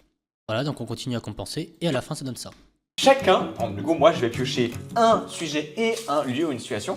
Ok, là c'est propre, par contre on voit il y a un truc qui a été un peu dégueulasse, c'est normal. On va juste recommencer ça. On va enlever le temporel. Du coup, moi je vais... Vous voyez?